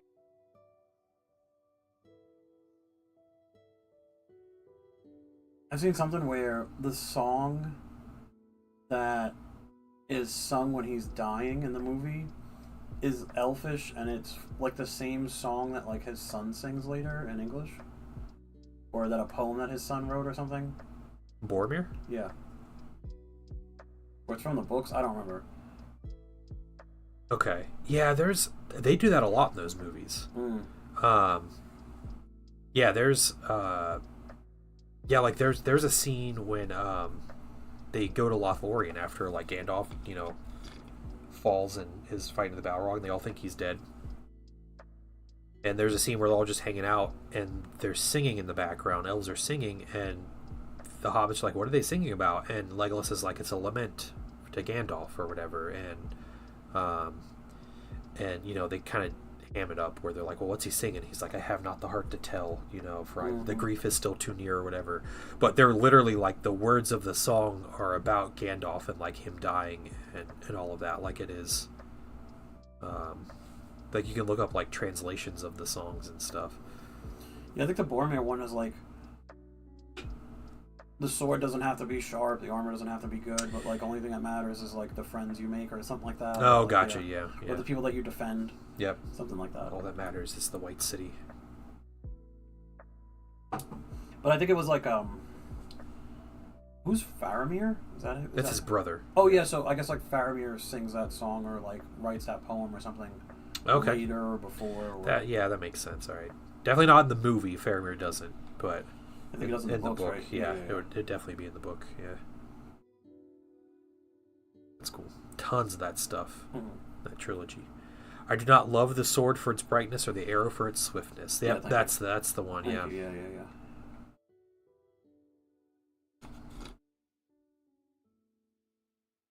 Big Papa just showing up every 6 months. Just dropping Lord of the Rings Elfish. Yeah, dropping all the Elfish translations and.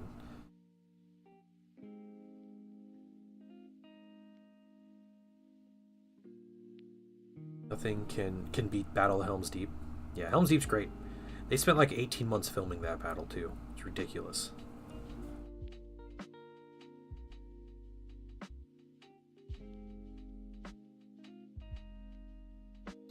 We're being forgotten just tracks for Faramir. That's true. Poor Faramir. Faramir in the book is great though. Like he's definitely like a man's man in the book. He's not kind of like wimpy dude. He's just he's like super wise and like discerning in the books. Like that's his defining trait, where Boromir was much more like rash and impulsive, and Faramir is like the thinker of the family, even though he's still like an incredible soldier and he's like super tall and like, because Boromir's family still had like blood of the Dunedain in them. They weren't just like pure human, like low human like a lot of people. So he still had those traits. Top things on the list to fix a bunch of flavor text. Okay. Doing bug testing. Okay. Time to guess what it did. Dev's not implementing a bunch of their dev stuff before releasing it. Oh, weird. Okay. Huh. Yeah, that's weird. So he basically found drama between their group, working on the mod.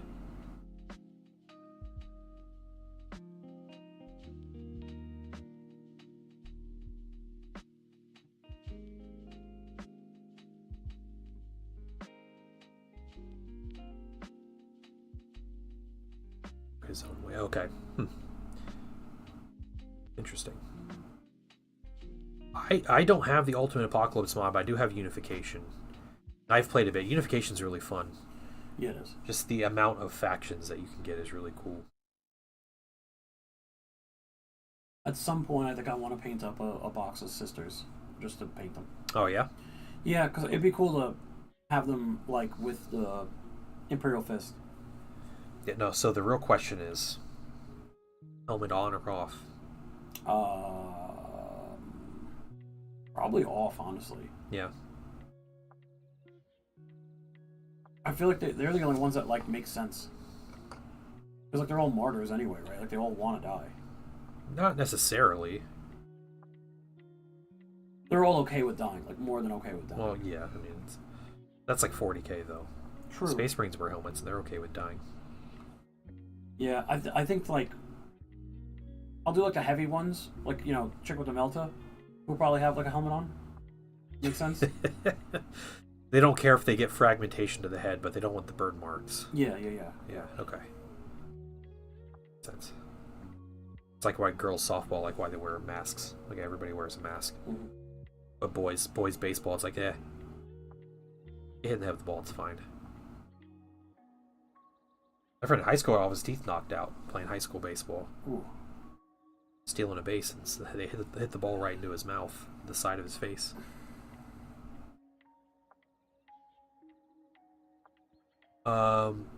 Unification for unification's for Soulstorm. Yeah.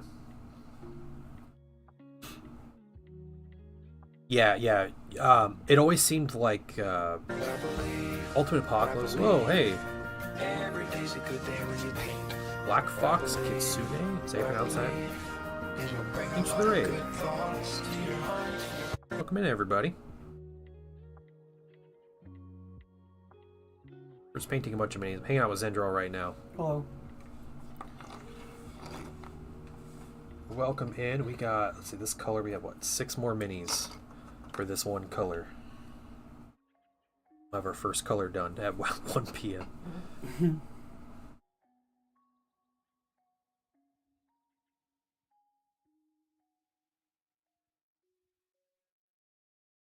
Has nose broken playing when a baseball hit him. Yeah, that's no joke.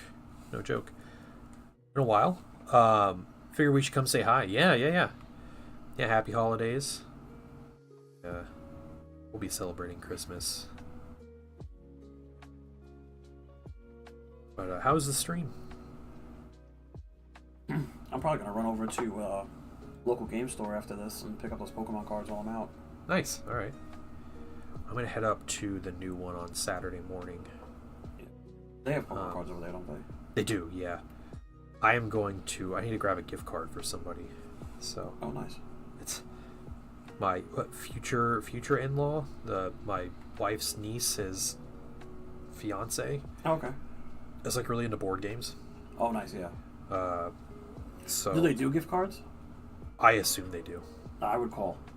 That's fair. All right. Because they might not be set up to do gift cards. That's true. They are a brand new store. Yeah. All right. Well, yeah, I'll call them and then we'll see. But yeah, I was hoping to get him. I was gonna give him a gift card at the other store, but I was like, I'll just have an excuse to go to the new one. Yeah, true. Finally get some brown wash that I forgot to get last time I was at the store. I have a ton of Agrax. I don't use it. I would have brought it over. No, it's fine. I don't have any plans to use it anytime soon. I did use it on Bashtor's base. Yeah. Still have plenty. I tried it on one of these guys' base, the one on my test minis bases. Yeah. It just made it look brown. It didn't help it. It's too strong. You should use sepia. Well, I'm scared with the sepia of making it look yellow. Mm. So.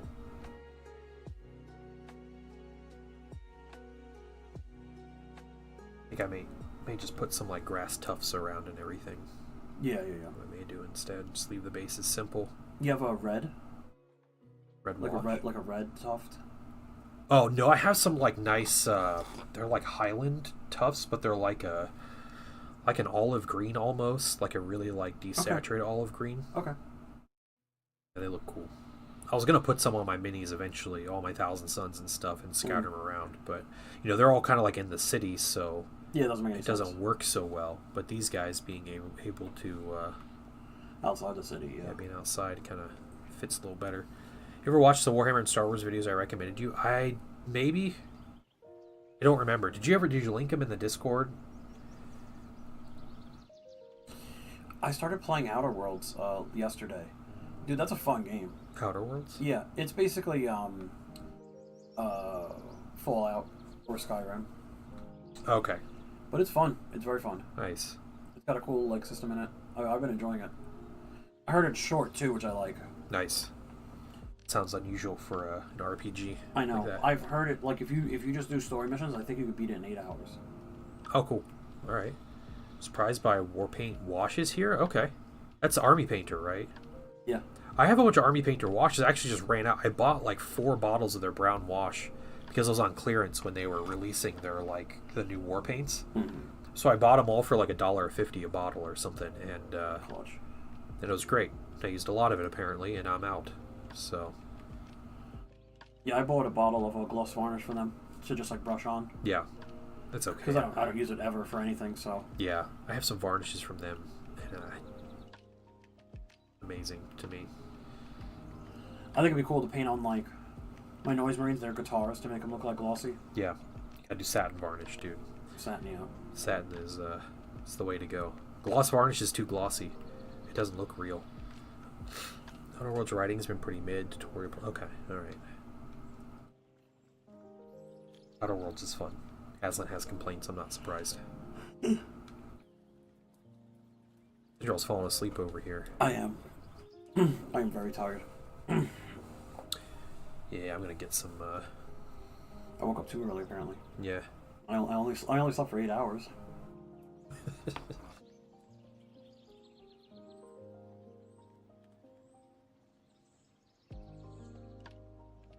Just done with this black, guys. I'm trying to think of, like, other Christmas traditions I've had. Does anybody in chat have any weird Christmas traditions that you guys do? Yeah, or something. Yeah, something you did as a kid you thought was normal, but it turns out it's like super weird. Yeah, nobody does it. Isn't there like a hide the pickle game or something like that? Ever heard of that before? I think so. Yeah. Like the Christmas pickle, and like you hide it in the tree, and you gotta find it, and you win like $5. Yeah, it's like you get ornaments that are like pickles. Yeah. You can get the. I think we had a pickle ornament, but we never hide the pickle thing. I heard that's like a Midwest thing. Probably is. Yeah. Lots of German ancestry. I feel like pickles would be really appropriate to be a theme for Christmas.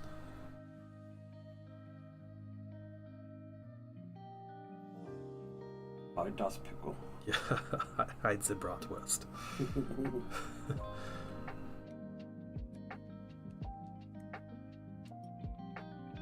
I don't know. I feel like we had a very like normie Christmas. Yeah. My parents probably spent way too much money on Christmas. My parents always kind of struggled, you know, like finance and stuff, but I always felt like we got tons of Christmas gifts. Same. I feel like my parents were in debt up to their eyeballs to buy me Christmas. Probably, yeah. It was like I think like one year for Christmas I got an N64 and like a couple games and like an extra controller. Like that couldn't have been cheap. Right. It was like back then it had to be $300-$400 for that console when it came out. Right, which is crazy money. Yeah. And then every game was 90s. $60. Every game has always been $60. Yeah, I think we got an N64 one year. We would always do like I think having two brothers is probably an advantage on this for my parents. But we'd all get our own gifts, and then my parents would do like a big gift for all of us. That's cool. And so like one year they got us a go-kart, like a legit go-kart. Whoa. And so yeah, I remember that morning it was freezing cold out, but we took that go-kart to our school, like the local high school is close to us. And we drove that go-kart around in the parking lot in the morning. Oh yeah. We got paintball guns one year. And I don't know if you know this, but I learned this pretty quick that paintballs freeze. Yeah, they do. It was really cold outside. We went outside and started shooting each other with paintballs. Well, yeah, they don't explode.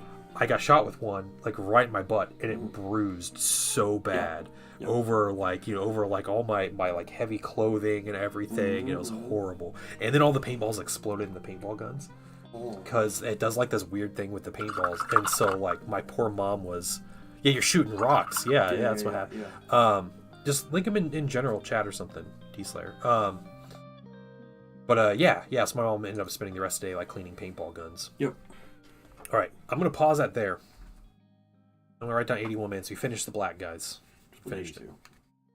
Oh, no, I'm putting exact times. 81:53. Oh, you're putting exact times. Okay. Yeah.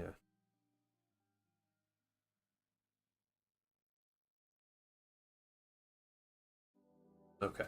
A lot of time going into these. Used to be a ref for a paintball park. Nice. I went to a paintball park once in my life. I used to go airsofting, and I think part of it was paintball. Yeah. The airsofting guys are crazy because they all show up in like mil spec. I know. I was noticing that That's too. what as happened. they were Oh, painting, dang it. Wait, what are you doing, copper paper weights? The weights are not working. They're not weighting the paper. It's also, it might be the window open. That's Yeah, like I'm sure it's thermal not paper, open. yeah. Yeah, like everybody shows up in like military surplus. There were guys that would show up with smoke grenades, like actual smoke grenades. And we're in an outdoor like field, and they're smoking out like outposts with like little kids in there. Yeah. I think, you know what? No, I'm not going to do the red one. I'm going to grab all these sergeants and commanders and stuff, and I'm going to get the gold and silver on the swords. Yeah, that'll probably be enough for today, right? Yeah. Pick these guys out. of them. Banner guy, I might be able to work on that banner a little bit. So many. For your vampire count banner that you're gonna put on your knight, why don't you do like a coat of arms? Yeah, that's a good idea. Instead of just doing a skull, because there's a skull at the top. Right. It's more skulls, dude. Yeah, do like a quartered coat of arms, and I mean one of the quarters you could do a skull. Yeah, coat of arms is a good idea. And then I can, you do some different designs and smaller designs. It's not as. Yeah, you can do a skull, a bat. Yeah. I don't remember how many sergeants I have. Let's see, it's lieutenant, my commander, then 5 sergeants. I think that's it. Because there's 100 dudes. I think this is actually more than 100 minis. I think this is like 110 or something, or it's like 106 because I have my command squad that are separate. But we have, all these guys have swords, and we're going to do silver blades, and I'm going to do gold, hilts and stuff. So, then I need gold, broadsword silver, the best army painter speed paints here. Put a couple in there. Okay, cool, T-Slayer. I'll watch it after stream.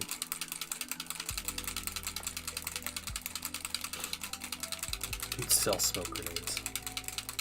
That's ridiculous. With the anime patches. You know what's funny? I saw a it sounds super cringe, right? When you're like in like military gear and you have like anime patches on everything.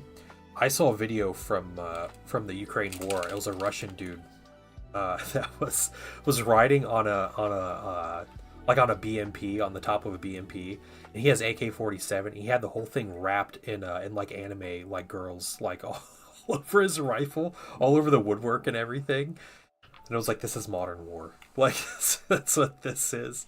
Isn't North Korea sending soldiers out somewhere to do something? Oh, they've been in the fight. They've actually been fighting. Yeah, and they're obsessed with because they're getting access to the outside internet, so they're obsessed with watching like adult stuff.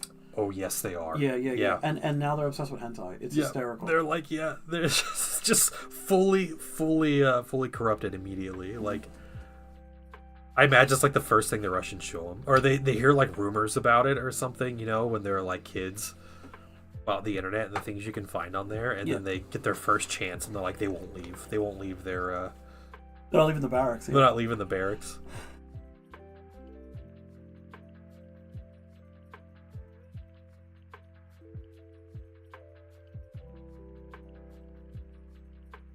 Yeah, the Russian soldiers are apparently told to. I don't know if they're told to or like how official this is, but yeah, North Koreans are dying on the battlefield. The Russians will come up, instead of recovering their bodies, they burn their faces. Why? So they can't be identified back in Korea. Good thing for them or a bad thing?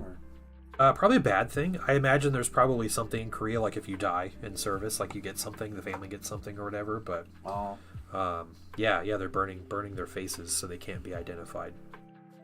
Wow. Like on camera, it's crazy. Yeah, they're fighting in Kursk, yeah. So they're technically fighting in Russia.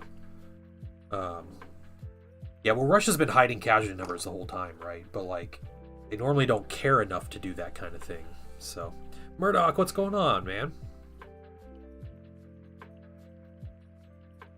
Teeth will be destroyed, which makes using dental examination impossible, yeah. I've heard there's been a lot of, like, defectors and, like people surrendering, too, which is... Positive, like a lot of Koreans, like they see their shot and they're like, "Yep, I'm good."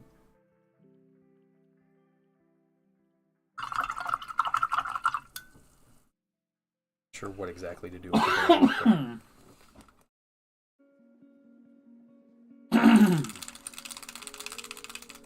the poor paper. Yeah, sorry. It's really frustrating.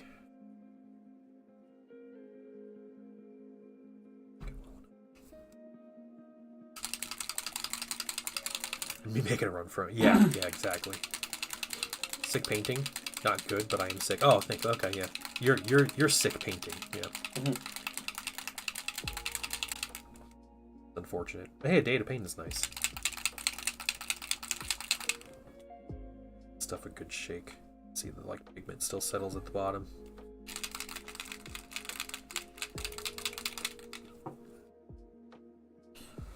every year for the past couple of years, I ask my sister, like, hey, what should I get your kids for Christmas? And she responds with, hey, I bought like $30 worth of stuff. I bought $50 worth of stuff. I'm just going to say it's from you. Give me the money. Cool. That makes my life easy, right? Yeah. This year she's like, we got the flu. Just pick out stuff. They're like, oh. Like, I don't know. Like, what do I get a baby? Yeah. Books. Yes. Books, dude. Yeah, books are the thing. They have too many books. So. Like, they have 3 bookcases full of books for these kids. Like, kids' books. So, yeah. you know how thin they are? Yeah, they're like well, I don't know. Some kids' books, though, they're like made of cardboard. They're like massive. But still, there's 3 bookcases filled with books. Like, they don't need more books. A really cool book we got, someone gave our son,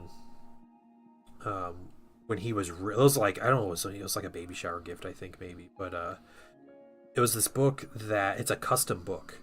So you order a book on this website, and it's a story of like how this kid lost their name or something.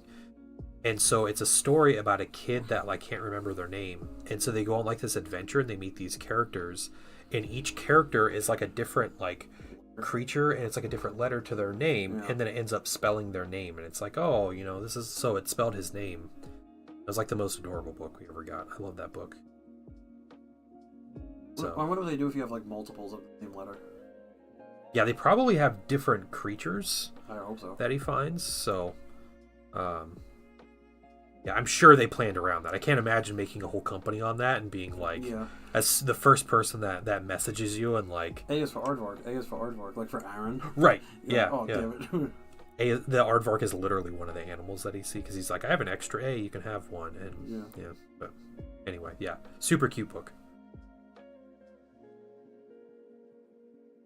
I don't recommend giving him a tablet. That's true. Yeah. Definitely not. Yeah. There were some that got made into lobotomized tablets. What, leapfrogs? Oh, leapfrogs.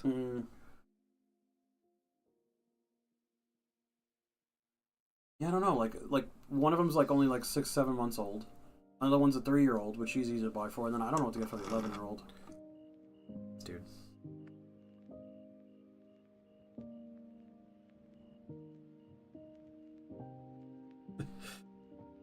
They were telling me, like one of his brothers like moved in up the block, and they were like, if you lived up the block from us, like how often would you like see us? And I was like, probably 3-4 times a week, right? Like, stop by or whatever. Yeah, stop by for like dinner or whatever, or like have the kids come over for dinner. Yeah. And they're like, yeah, he moved in like 2 years ago, and we haven't seen him once. Like, whoa, okay. Yeah. I used to live down the street from Killicam. We lived 3 houses down from each other. Yeah. He lived over here, and we saw each other like every 6 months, maybe. It was ridiculous.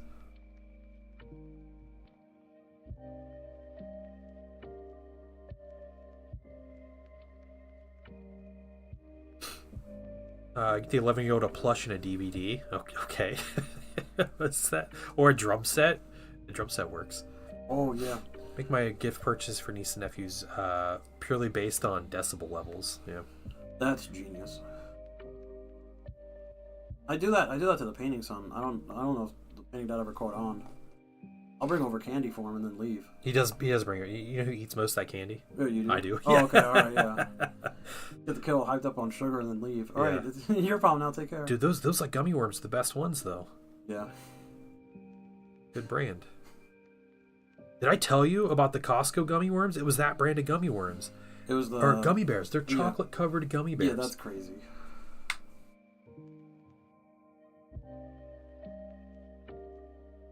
Got to turn on the timer for this. Whoops.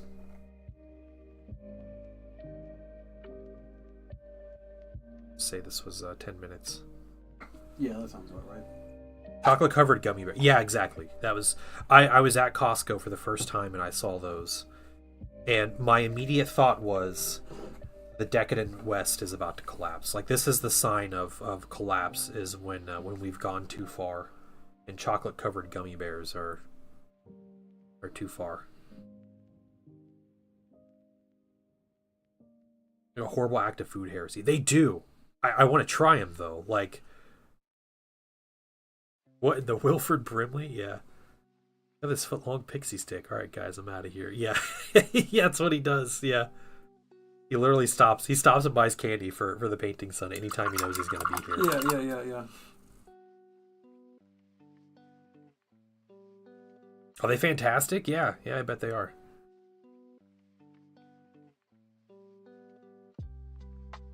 Some gold in this banner. No, I do it because, like, my mom always told me, like, don't go over someone's house, like, with your hand in your pockets. Like, always bring a little something. That's why I invite him over all the time. Yeah, yeah, because you know I'm going to bring something. Bring something.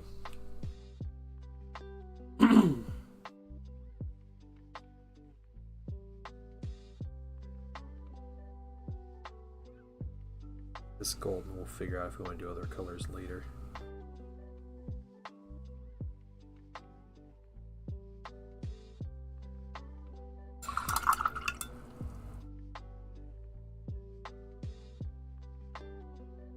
Okay, well, we still got like an hour.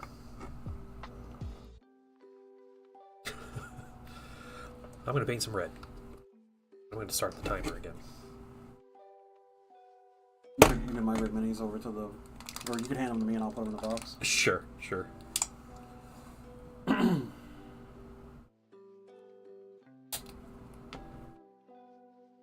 You write down 10 minutes for gold and silver.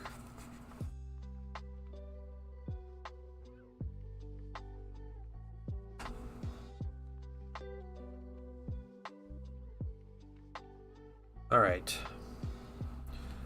Red. We're gonna save the sergeants for later because I might do something different with them. Blue? No, not different colors, just like more.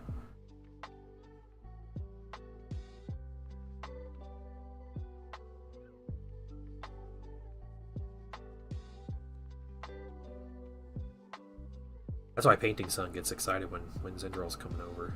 He knows when to bring him stuff. Yeah, he knows he's getting candy.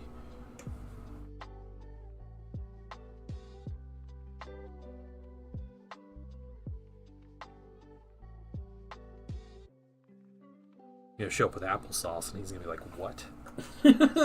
What is Santa? this? Hey, Santa left this for me. Just a bowl of applesauce. Just a bowl of lukewarm applesauce. Yeah. With no cinnamon. Yeah. Oh man. So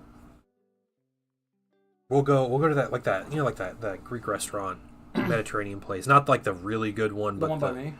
No, not the one by you. The one's closer to me. Oh, okay. And they have like a bunch of like pickled veggies and stuff. Yeah, on. Okay. So I convinced Painting Wife to actually try. She doesn't like pickles of any kind. Well, I convinced her to try like the pickled cabbage and the pickled pickled cucumbers, which are just pickles, but they're like really good there. And they do beets, like pickled beets and stuff. All really good, amazing stuff. The beets are good, yeah. So she's been really enjoying like the pickled cabbage. So she saw pickled cabbage at the grocery store. It was cabbage, like jarred cabbage. Mm-hmm. And so she bought it, and I looked at it. It's not pickled cabbage. It's like sauerkraut, but like red cabbage. Like German, red cabbage. So we get home, I'm like, why did she buy cabbage? And so I asked her, like, what'd you do? She's like, I've been really liking, pickled cabbage. So like this sounded good. I was like, this is sauerkraut. Like, you realize that, right? Like, that's... And neither of us like sauerkraut at all, so... Yeah. She's like, no, I didn't. She's like, all right. She's like, I'll try it anyway, but just let me know when you're trying. I'm not hanging around.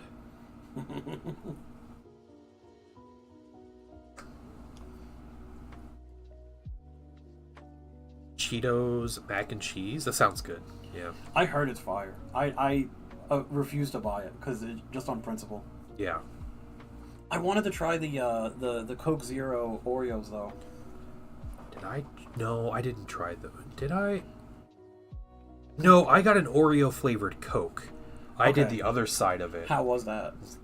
It's fine. Yeah. It tasted like. Remember, like when Dr. Pepper did chocolate flavored Dr. Pepper, and it was just like a mildly different aftertaste of Dr. Pepper. It was that. Yeah. Okay. That's all it was. Now the Coke flavored Oreos, they had like carbonation crystals in them or something, like almost like a pop rock in the cream. Oh, did they really? Apparently, yeah. No, see, that sounds cool. Stout. Yeah. Does it make me think the decadent West has fallen? Stuff like incestuous brand products. Oh yeah, like all that stuff. like Oreo flavored Coke and Coke flavored Oreos. Oh, I thought I was talking about Folgers again. Folgers, yeah, just Folgers is a symbol of the falling West, the collapsing culture of the West. You're my gift this year. Oh God, That's so cringe. Cheetos mac and cheese are $1 a box. Yeah, I mean, if you're buying box mac and cheese, like it's all $1 a box, right? So you might as well buy the Cheetos stuff. I think the Kraft mac and cheese is like $1.50 now. Is it really? Yeah. Well, no one buys name brand Kraft mac and cheese. I know. The what do you call it one? The Great Value one's like 98 cents. Is it? I don't see how that ever goes to be $1.50 anyway. It's like wheat, water, and government cheese. You know, government cheese powder extract. Yeah, it's not even. It's like dehydrated government cheese. Yeah. It's okay.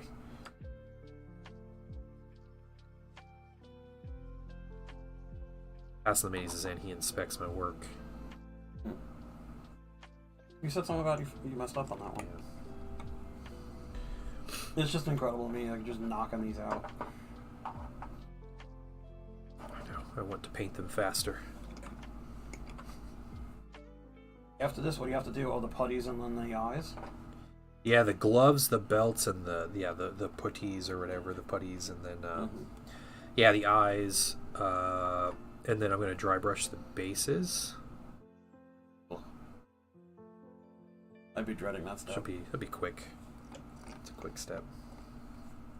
It's gonna be a little gentle because this is like actual like sand and stuff, and it doesn't hold quite as well as like texture paste.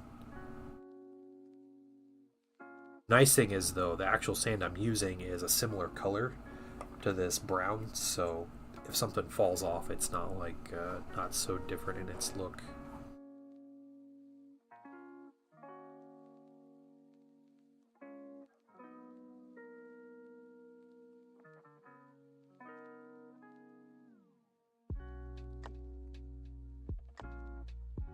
Gotta look for these bodyguard dudes. They're my command squad guys. Here, we'll grab one of them. He's got both shoulders exposed because he doesn't have a poncho on. How are you gonna transport these? No idea. Toss them in a box with everything else. Yeah. My first Heresy game, the guy I was playing against was like mortified at how I transported my army. I put a thin layer of foam at the bottom of like a little Rubbermaid container. Yeah. And just tossed all my minis in there. Oh my God. Yeah. He was just like, what are you doing? I was like, I don't like foam. The foam scratches the minis. As I'm like piling, like everything's just piled on each other.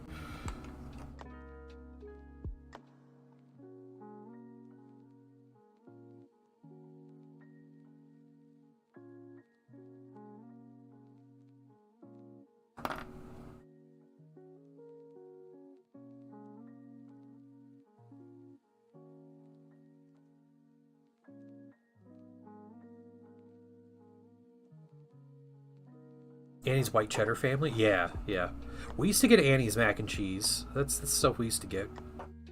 I don't think I've ever had it. It's like the organic one. I don't think it's any better than anything else. My mom switched to Velveeta when I was like a teen. Oh, yeah. That was life-changing, man. Yeah. Velveeta cheese is good. Mm-hmm. What about the crappy, like the crappiest box mac and cheese just is like good. It's like good nostalgia, right? Yeah. Kraft even, yeah. I call them like KD up in Canada because it stands for like Kraft Dinner. Kraft Dinner, yeah. So we're doing. I haven't made a box of mac and cheese in probably like 8 or 9 years. I think I made one like 2 years ago, something like that. Yeah. I made homemade mac and cheese for Thanksgiving, and that was purely for me. Painting son doesn't eat mac and cheese. Painting wife can't. I was gonna make mac and cheese. Painting mother-in-law, I don't know. I don't care what she eats, but yeah, this is for me. I was gonna make mac and cheese and bring it over, but I was like, yeah, she can't eat it. So. Mac and cheese. I mean, I'd eat it. Yeah, but you got some good mac and cheese, dude. Bring it. I don't. Oh. The only thing I cook like regularly is like Asian food. I'm not gonna bring that for. Make some Asian food then. Bring it over. Yeah, let me bring over some mapo tofu. So boomer mother-in-law gets like offended. Yeah. Yeah. I'd appreciate that. I'll bring my katana and I'll get a kimono. Just set it up on the pass-through. Yeah, it just sits there while we're eating. Yeah. You talk about it a bunch. Yeah, so yesterday I was studying the blade.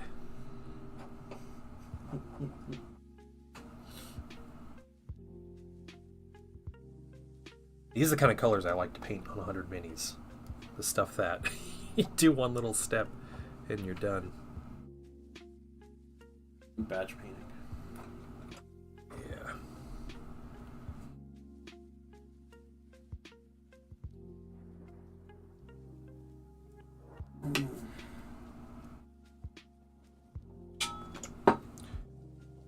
Make him afraid of the nuclear red sauce.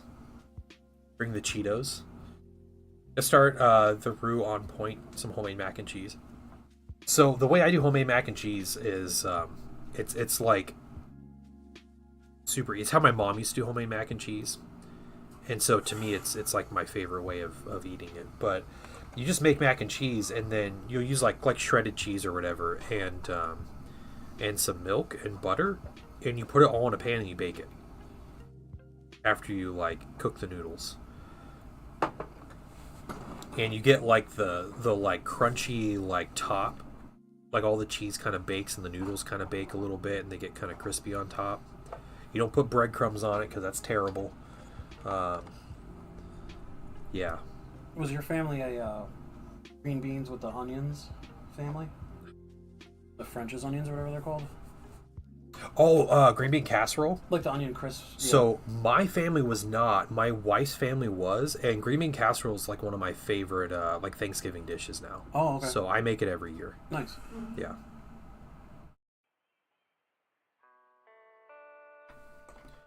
Just to make it is the only way to make mac and cheese. Yeah, yep. Good stuff. I don't mind different mac and cheese, but yeah, green bean casserole is great.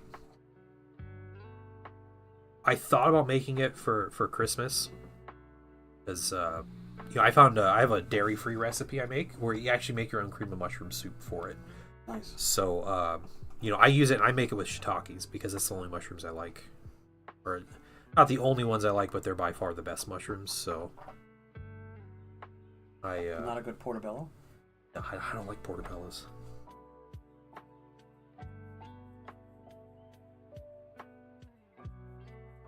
Yeah, so I make green bean casserole from scratch. I don't like corn pudding.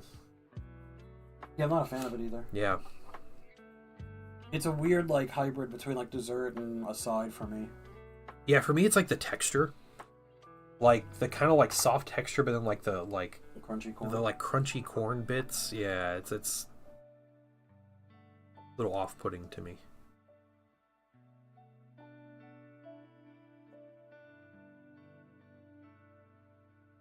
To divide chat, sorry in advance, but where do we stand on stuffing? So, all right, I like stuffing, but only as a side dish, not actually prepared inside a bird. I don't think it's any good. Also, the best stuffing is the box Stouffer's, like the dry stuffing. Stovetop, you mean? Yeah. Oh yeah, the stovetop. That's what it is. Yeah, stovetop stuffing. That's the best kind. Yeah. I have had so many homemade stuffings, and they're always weird, and people put weird things in them, and they're mushy, and like soggy, and it's gross. Everybody wants to put cinnamon and nutmeg in their stuffing. And I think it's horrid. So, and like celery bits. The stovetop stuffing has celery pieces in it, but something about cooked celery and like a bread mixture is really bad. Like little like fibrous celery pieces. But yeah, I do like the stovetop stuff. But nothing else. No other stuffing.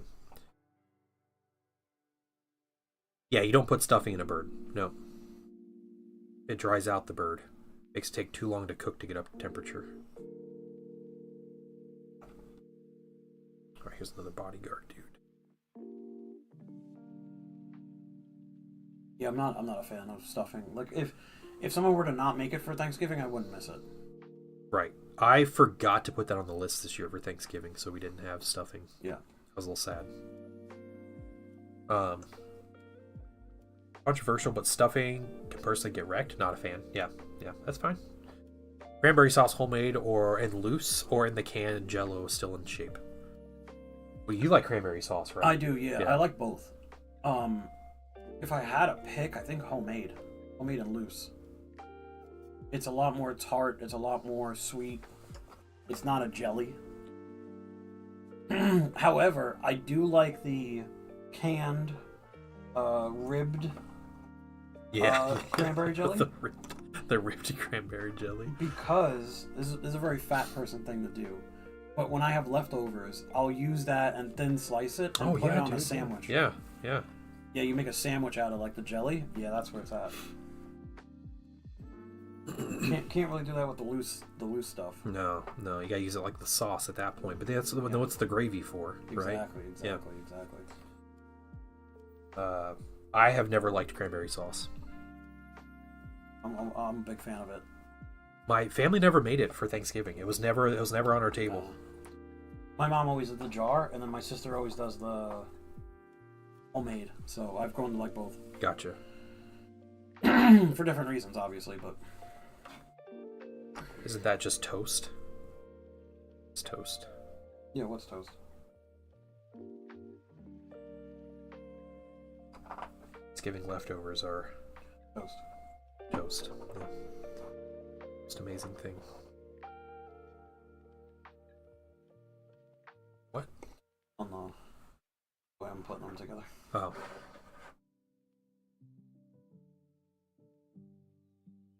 And are well trained. I'm sure they're not pointing guns at each other's faces.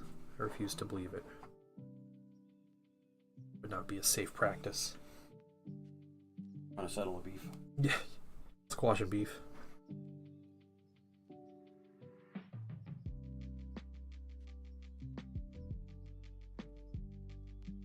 What's your go-to, like, your mom didn't make like a big holiday like dinner? She would sometimes. What would she make? Like, what was like her go-to? Was it different every time? I mean, like ham and turkey. Like we would do a Thanksgiving turkey. Okay. And stuff. For Christmas? Or for like Thanksgiving. For Christmas, it's probably a ham. Okay. I think. I don't know if we did turkey for Christmas. My mom would almost always do ham, but then like my sister started doing roast beef, and I've grown to really like that. Yeah, roast beef would be good. Yeah. Slapping cranberry sauce on bread. Yeah, it's just toast with jelly, right? Yeah.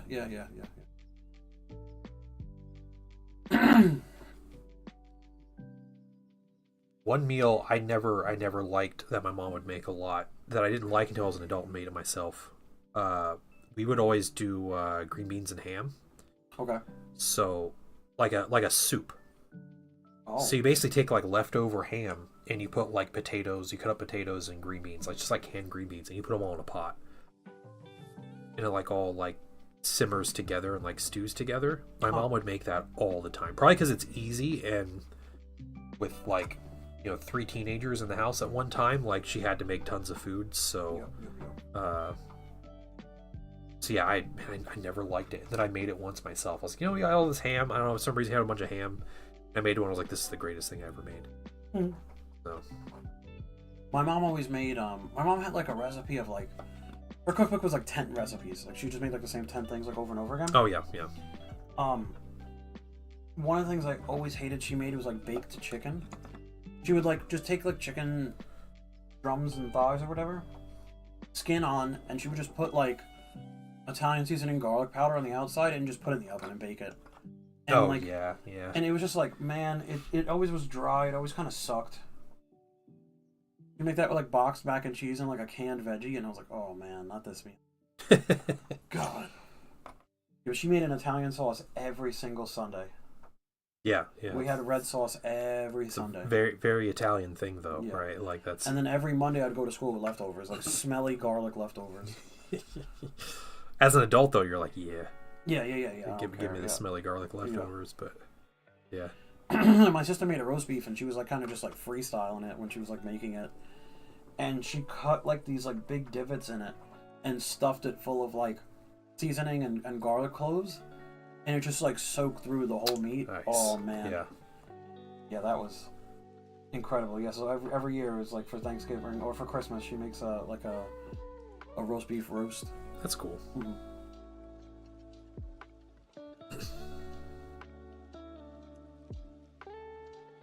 I think if my parents had their choice and didn't want to follow traditions or anything, it'd probably just be steaks for Christmas.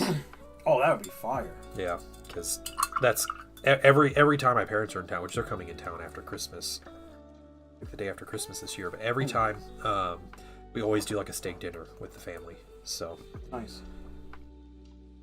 Just our family tradition, I guess, at this point. My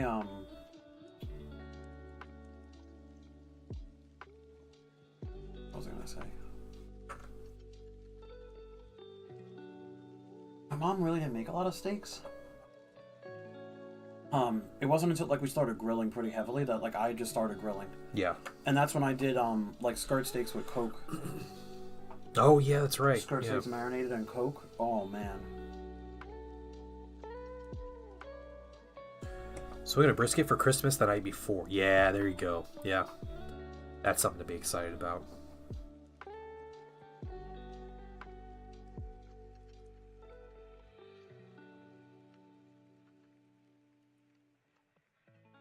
Your dad's gonna cook duck. That's crazy. Whoa. That's a very like old school Christmas thing, I feel. That right? is, yeah. Why does that just make me think of Christmas Story? Didn't they do that in the Christmas Carol? Did they have like a roast duck or something? Yeah, Probably, yeah. Like in a Christmas Story at the end of the movie, the dad burns the turkey, the Christmas turkey. So they go to a Chinese restaurant. Funny. And they serve him a duck, but it's the whole duck with the head on Yeah, and everything. yeah. And the mom's like, she's like, the head's still on it. And the guy just takes out a cleaver and just chops its head off like at the table. And Nice. yeah, good stereotypes. And they sing Christmas carols to the family. Yeah. With very thick accents The while Chinese they're eating. people do? Yeah, yeah. Oh my god. They sing Deck the Halls. Yeah, Oh, yeah. man. It's funny, but it's also like, Yeah. yeah. Oh man.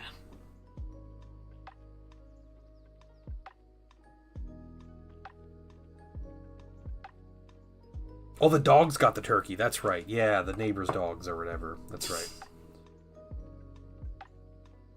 Big Papa's bringing us the deep lore today. How do we ever get anything right on stream without Big Papa here? We probably just say everything wrong. Yeah. Just collectively, just like all our pop culture references are just so far off.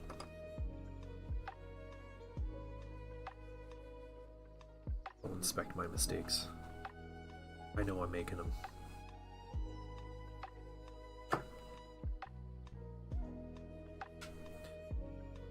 Quick though. Yeah, big breakfast. That's our Christmas thing. Was the big breakfast. So.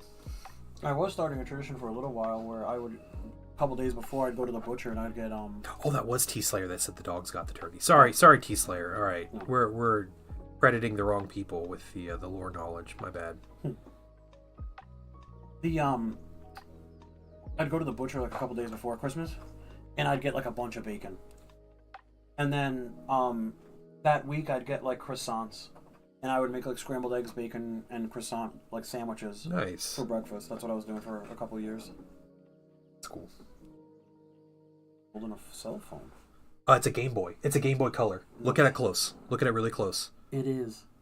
Is that not the greatest thing ever? That's incredible. I discovered that yesterday on stream. I was painting. I was like, it has little buttons and a little screen. I was like, Game Boy. Yep. Dude's playing Game Boy in the battlefield. That's awesome. And it's funny too because he's hiding and like there's like 100 dudes here. Yeah. Well, he's the comms guy, right? Like he's supposed to have a thing, but it's just the fact that he has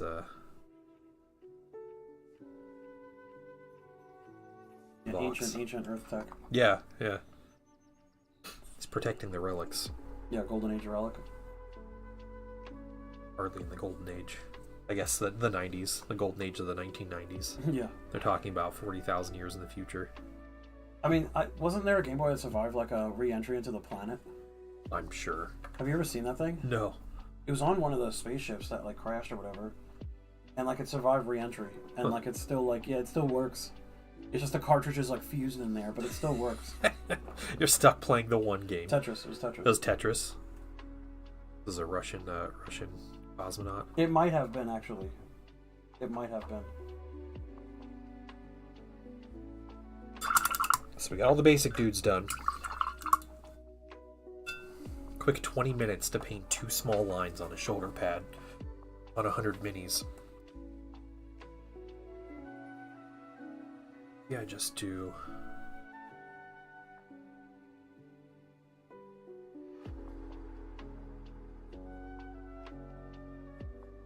Let's do the basics on the sergeant. I'll put these guys here.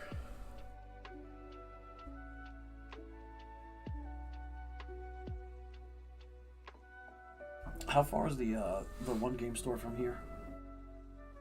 35 minute drive. That's the new one? Yeah, the new one. No, Yeah. what about the other one? Oh, the other one? Like 10 minutes. Oh, okay. Go to the... Just Yeah. pop over there then.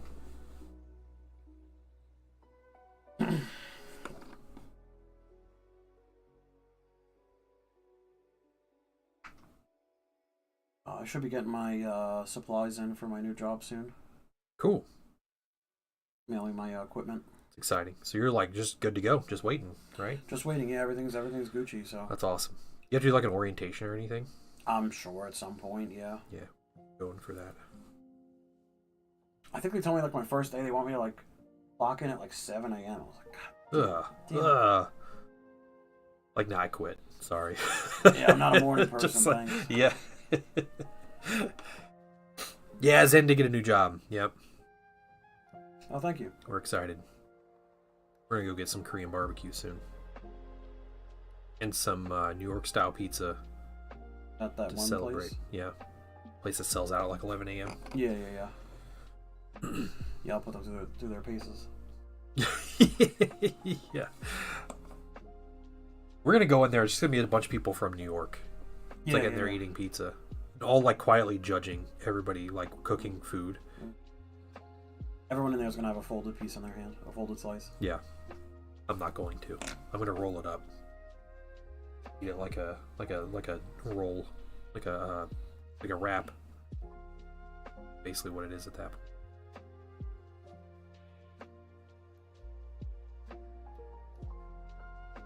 While Xendraw hides his head in shame. Tries to act like I don't exist. Yeah, we gotta try that place out. I've been meaning to.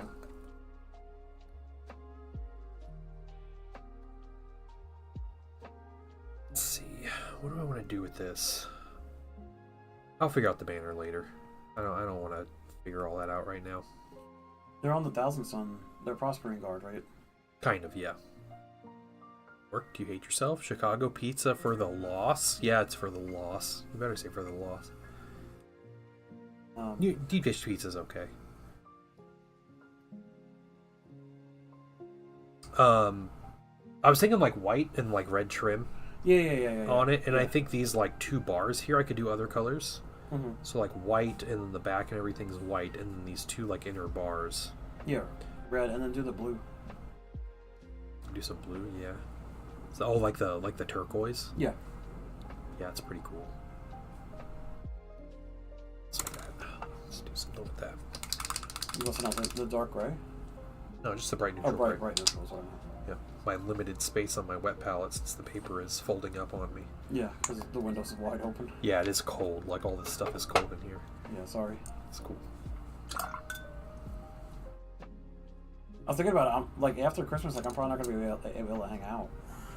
Yeah. Disappointing. Mm-hmm. You start in January, right? Yeah. And I'm working 5 days, and I'm on site 3. Yeah. This was the Dumb and Dumber. Like nobody's hiring. Like unless you want to work 40 hours a week.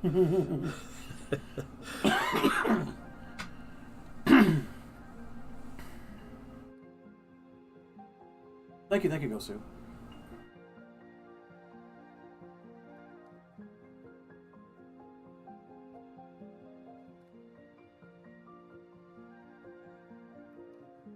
A big part of me is like, it's too good to be true. It's a scam.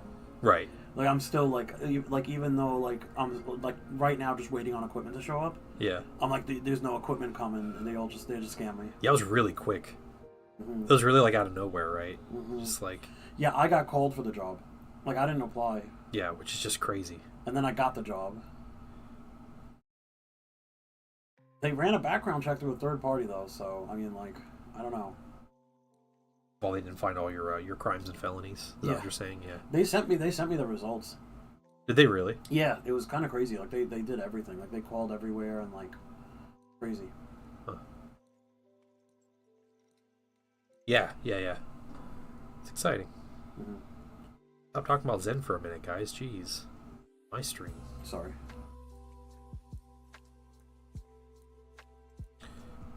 Yeah, when I got hired at that pharma company, it was like a 3-month process to get a background check from them. Damn. Mine was done in like 2 days. Nope. This was multiple months. Mm. And even then people said, like, when I got hired, people were like, wow, that went through fast. It's like, alright. Because they do everything, apparently. Yeah, but I mean, like, you needed, like, probably federal and criminal and... Oh, yeah. Especially if I'm working with, like, scheduled drugs. Mm-hmm. Mess around. Which is crazy how that girl Terry made it through. Yeah, the meth dealer lady. Yeah. Tammy. It was Tammy? Okay. Yeah, all their names are Tammy. I worked with 3 Tammys when I was there at the same time.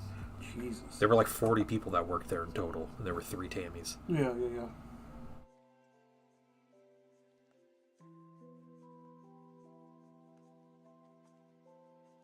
Let's see.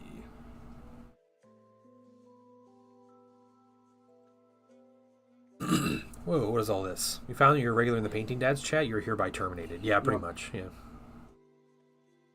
Slitheye said, I returned. Question though, you know what? You know that Iron Hands have white weapon casings, and that led me to something I might think might being a minor color scheme issue. I think about plasma weaponry and the way it's done for Loyalist chapters, a bright cyan with white ink lines. You can imagine what I'm pointing to, right? It works fine. Yeah. It doesn't clash. It's my Thousand Suns I do that with. My 30k Thousand Suns have white weapon casings, and it works just fine. Gosu said, I've done some crazy background checks. My friend was getting TTS military clearances, and they sent out someone to interview me for my friend's clearance. They drove 3 hours out into the woods just to interview me for his TSS. Jeez. That's crazy. Yeah. I had a friend that was getting a job at a on a base, on a military base, and they called me as a reference. Yeah, I remember they I've been people's references before, and they never called me, but this person called me and was like asking me questions about this person, and I was like, I don't know that. Yeah, it was just weird actually being called as a reference. Couldn't tell me after my trial period's done, even though they're talking about getting me a bunch of long-term contracts. I feel the same way. Yeah. It's like weird imposter syndrome, yeah. Yeah. It's been cutting into your paint time. You quit, dude. That's what you gotta do. If it's cutting into your paint time, you quit. Yeah, hell of a handshake. Yeah, just like... like, oh man, we need this guy. Alright, we said turquoise on this outer spots. We'll do dark turquoise.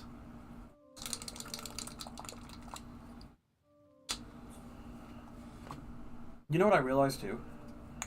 Almost all of the Signature Series paints are darker or brighter colors, versions of colors that already exist. Yeah. When Jason was like, we're not doing a mid-tone. And they proceed to release nothing but mid-tones. Yeah, like mid-tones and darker and lighter ones. If you need a darker or lighter one, you mix it yourself. And then, like, Vince Venturella's like, I want a darker purple. And they're like, yes, Vince. You got it, Vince.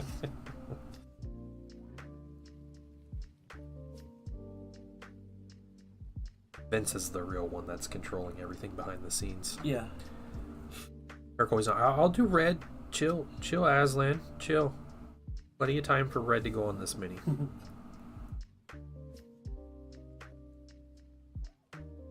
But this turquoise is just too nice not to use anyway.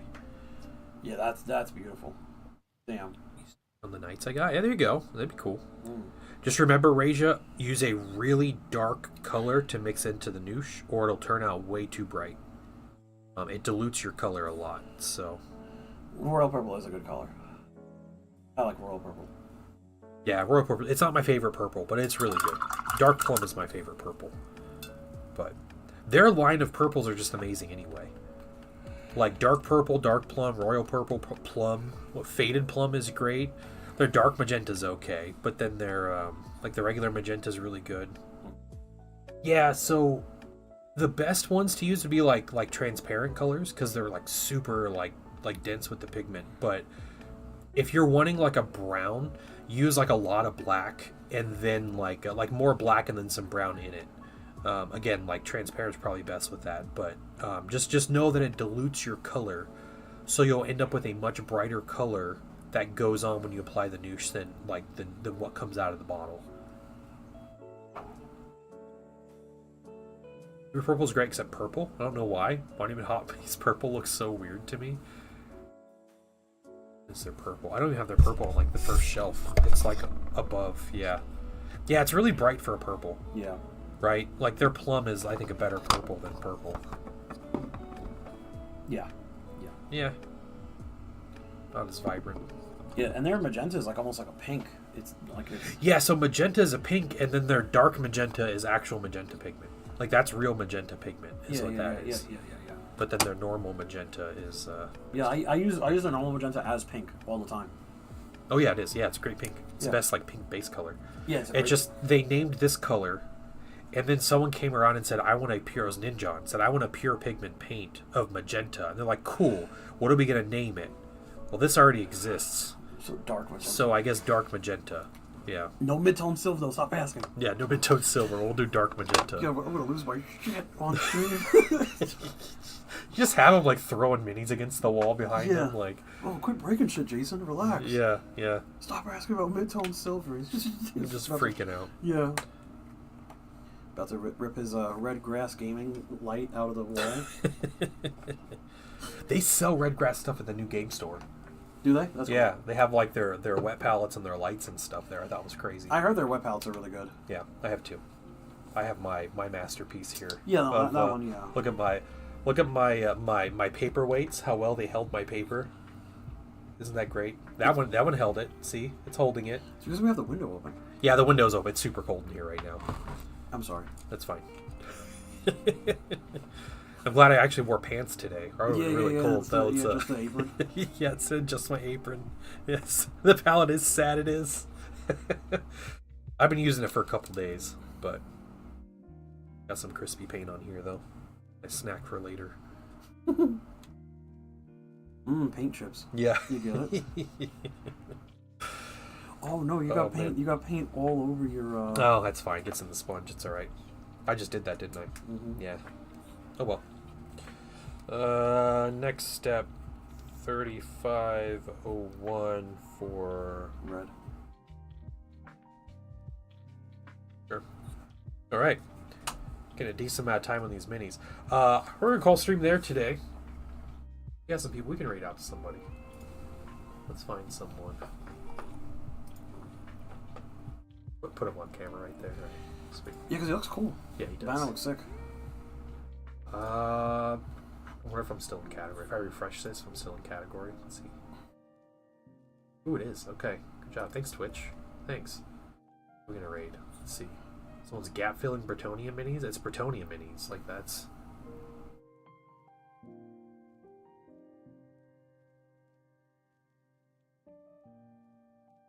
Big Duck. Haven't said hi to that Big Duck. Chris Rose is on. We can say hi to Chris Rose. Yeah, right, Chris Rose. I like Chris Rose. He's a really cool dude. He's gone right now though. So here's what we're gonna do. We're gonna let this ad play and we're gonna chat for a few minutes until hopefully he comes back, and then we'll right over, yeah. Yeah. While they sit out. Okay, he'll be back in like 2 minutes apparently. So someone just posted in his chat. Yeah. Oh, you leaving now? You leaving? Yeah, it is a good thing I wore pants. Yeah. Yep. Hey, chill, Grant. Chill, man.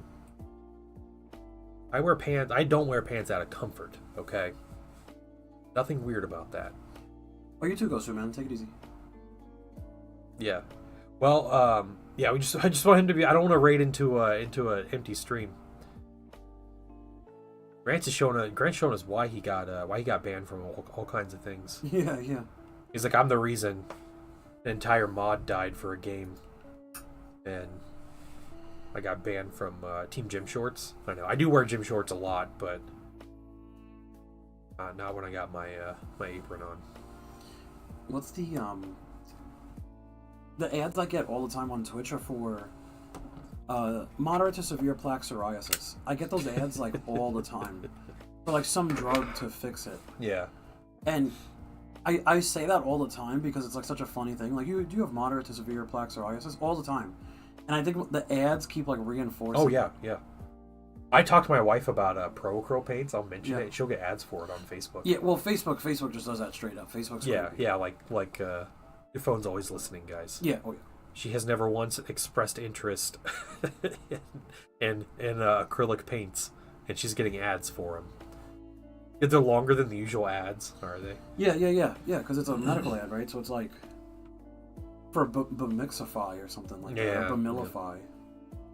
Well, and they block these two like inhibitors that like cause psoriasis flare-ups, like, or some crap. That's cool. I don't have this disease. Please stop recommending the medication for me. Yeah. She's on your network though. I'm sure. I don't know. She doesn't get other ads. Like, she doesn't get ads for like Warhammer stuff. You know, just Pro Acryl. I apparently am too much of a show for Pro Acryl. Mm-hmm. My wife is tired of me talking about it. But Karen's on the WebMD thinking they have autism and the Black Plague. It says your cure for autism and the Black Plague. Called Scamafil.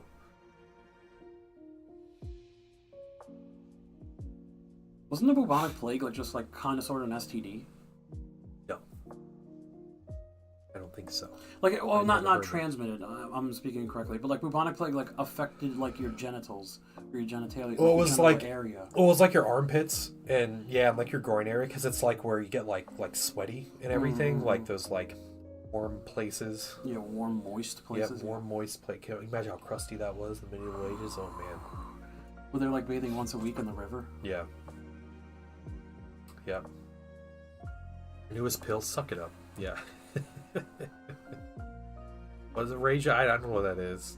Yersinia pestis? I don't know. Dr. Raja in here. Give me yeah, it does nasty stuff. Yeah, of course. I mean, it kills you. That's nasty enough. But yeah, all the other nasty things. What the hell's Chris Rose? I don't know. He's pooping, man. He's got a lot happening right now. How long has he been live? Operate. Oh, 6 hours? Holy cow! Oh, he may be ending soon. Let's rate him real quick before he ends stream. Yeah. He's gonna come back like, guys, I gotta go. Yeah, the bacteria that causes the plague.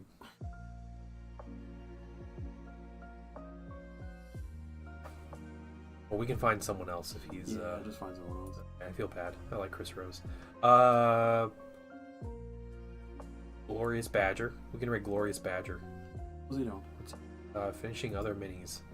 I rated him last time, and he was like, he showed the mini he was painting. It was something really cool, and then he didn't paint once. So we're gonna see if he'll actually paint a mini. How about that? Yeah, he's currently just talking and drinking. He is just talking and drinking. Okay, I'm gonna ask him if he's actually gonna paint a mini. Hey man, you painting today or what? Yeah, You're gonna be mad rude to him. So guys, go into the stream, say hi, give him a follow, then ask him what he's painting and if he's going to paint today. All right, let's do that. All right, and you guys have a great weekend, and I will see you all Sunday night. Yeah, Sunday night stream. Take care, everybody. Bye, everybody. Actually, I clicked the. Yeah, I forgot to do that. So we're just now we gotta sit here and wait. Sit here awkwardly for 10 seconds. Yeah. All right.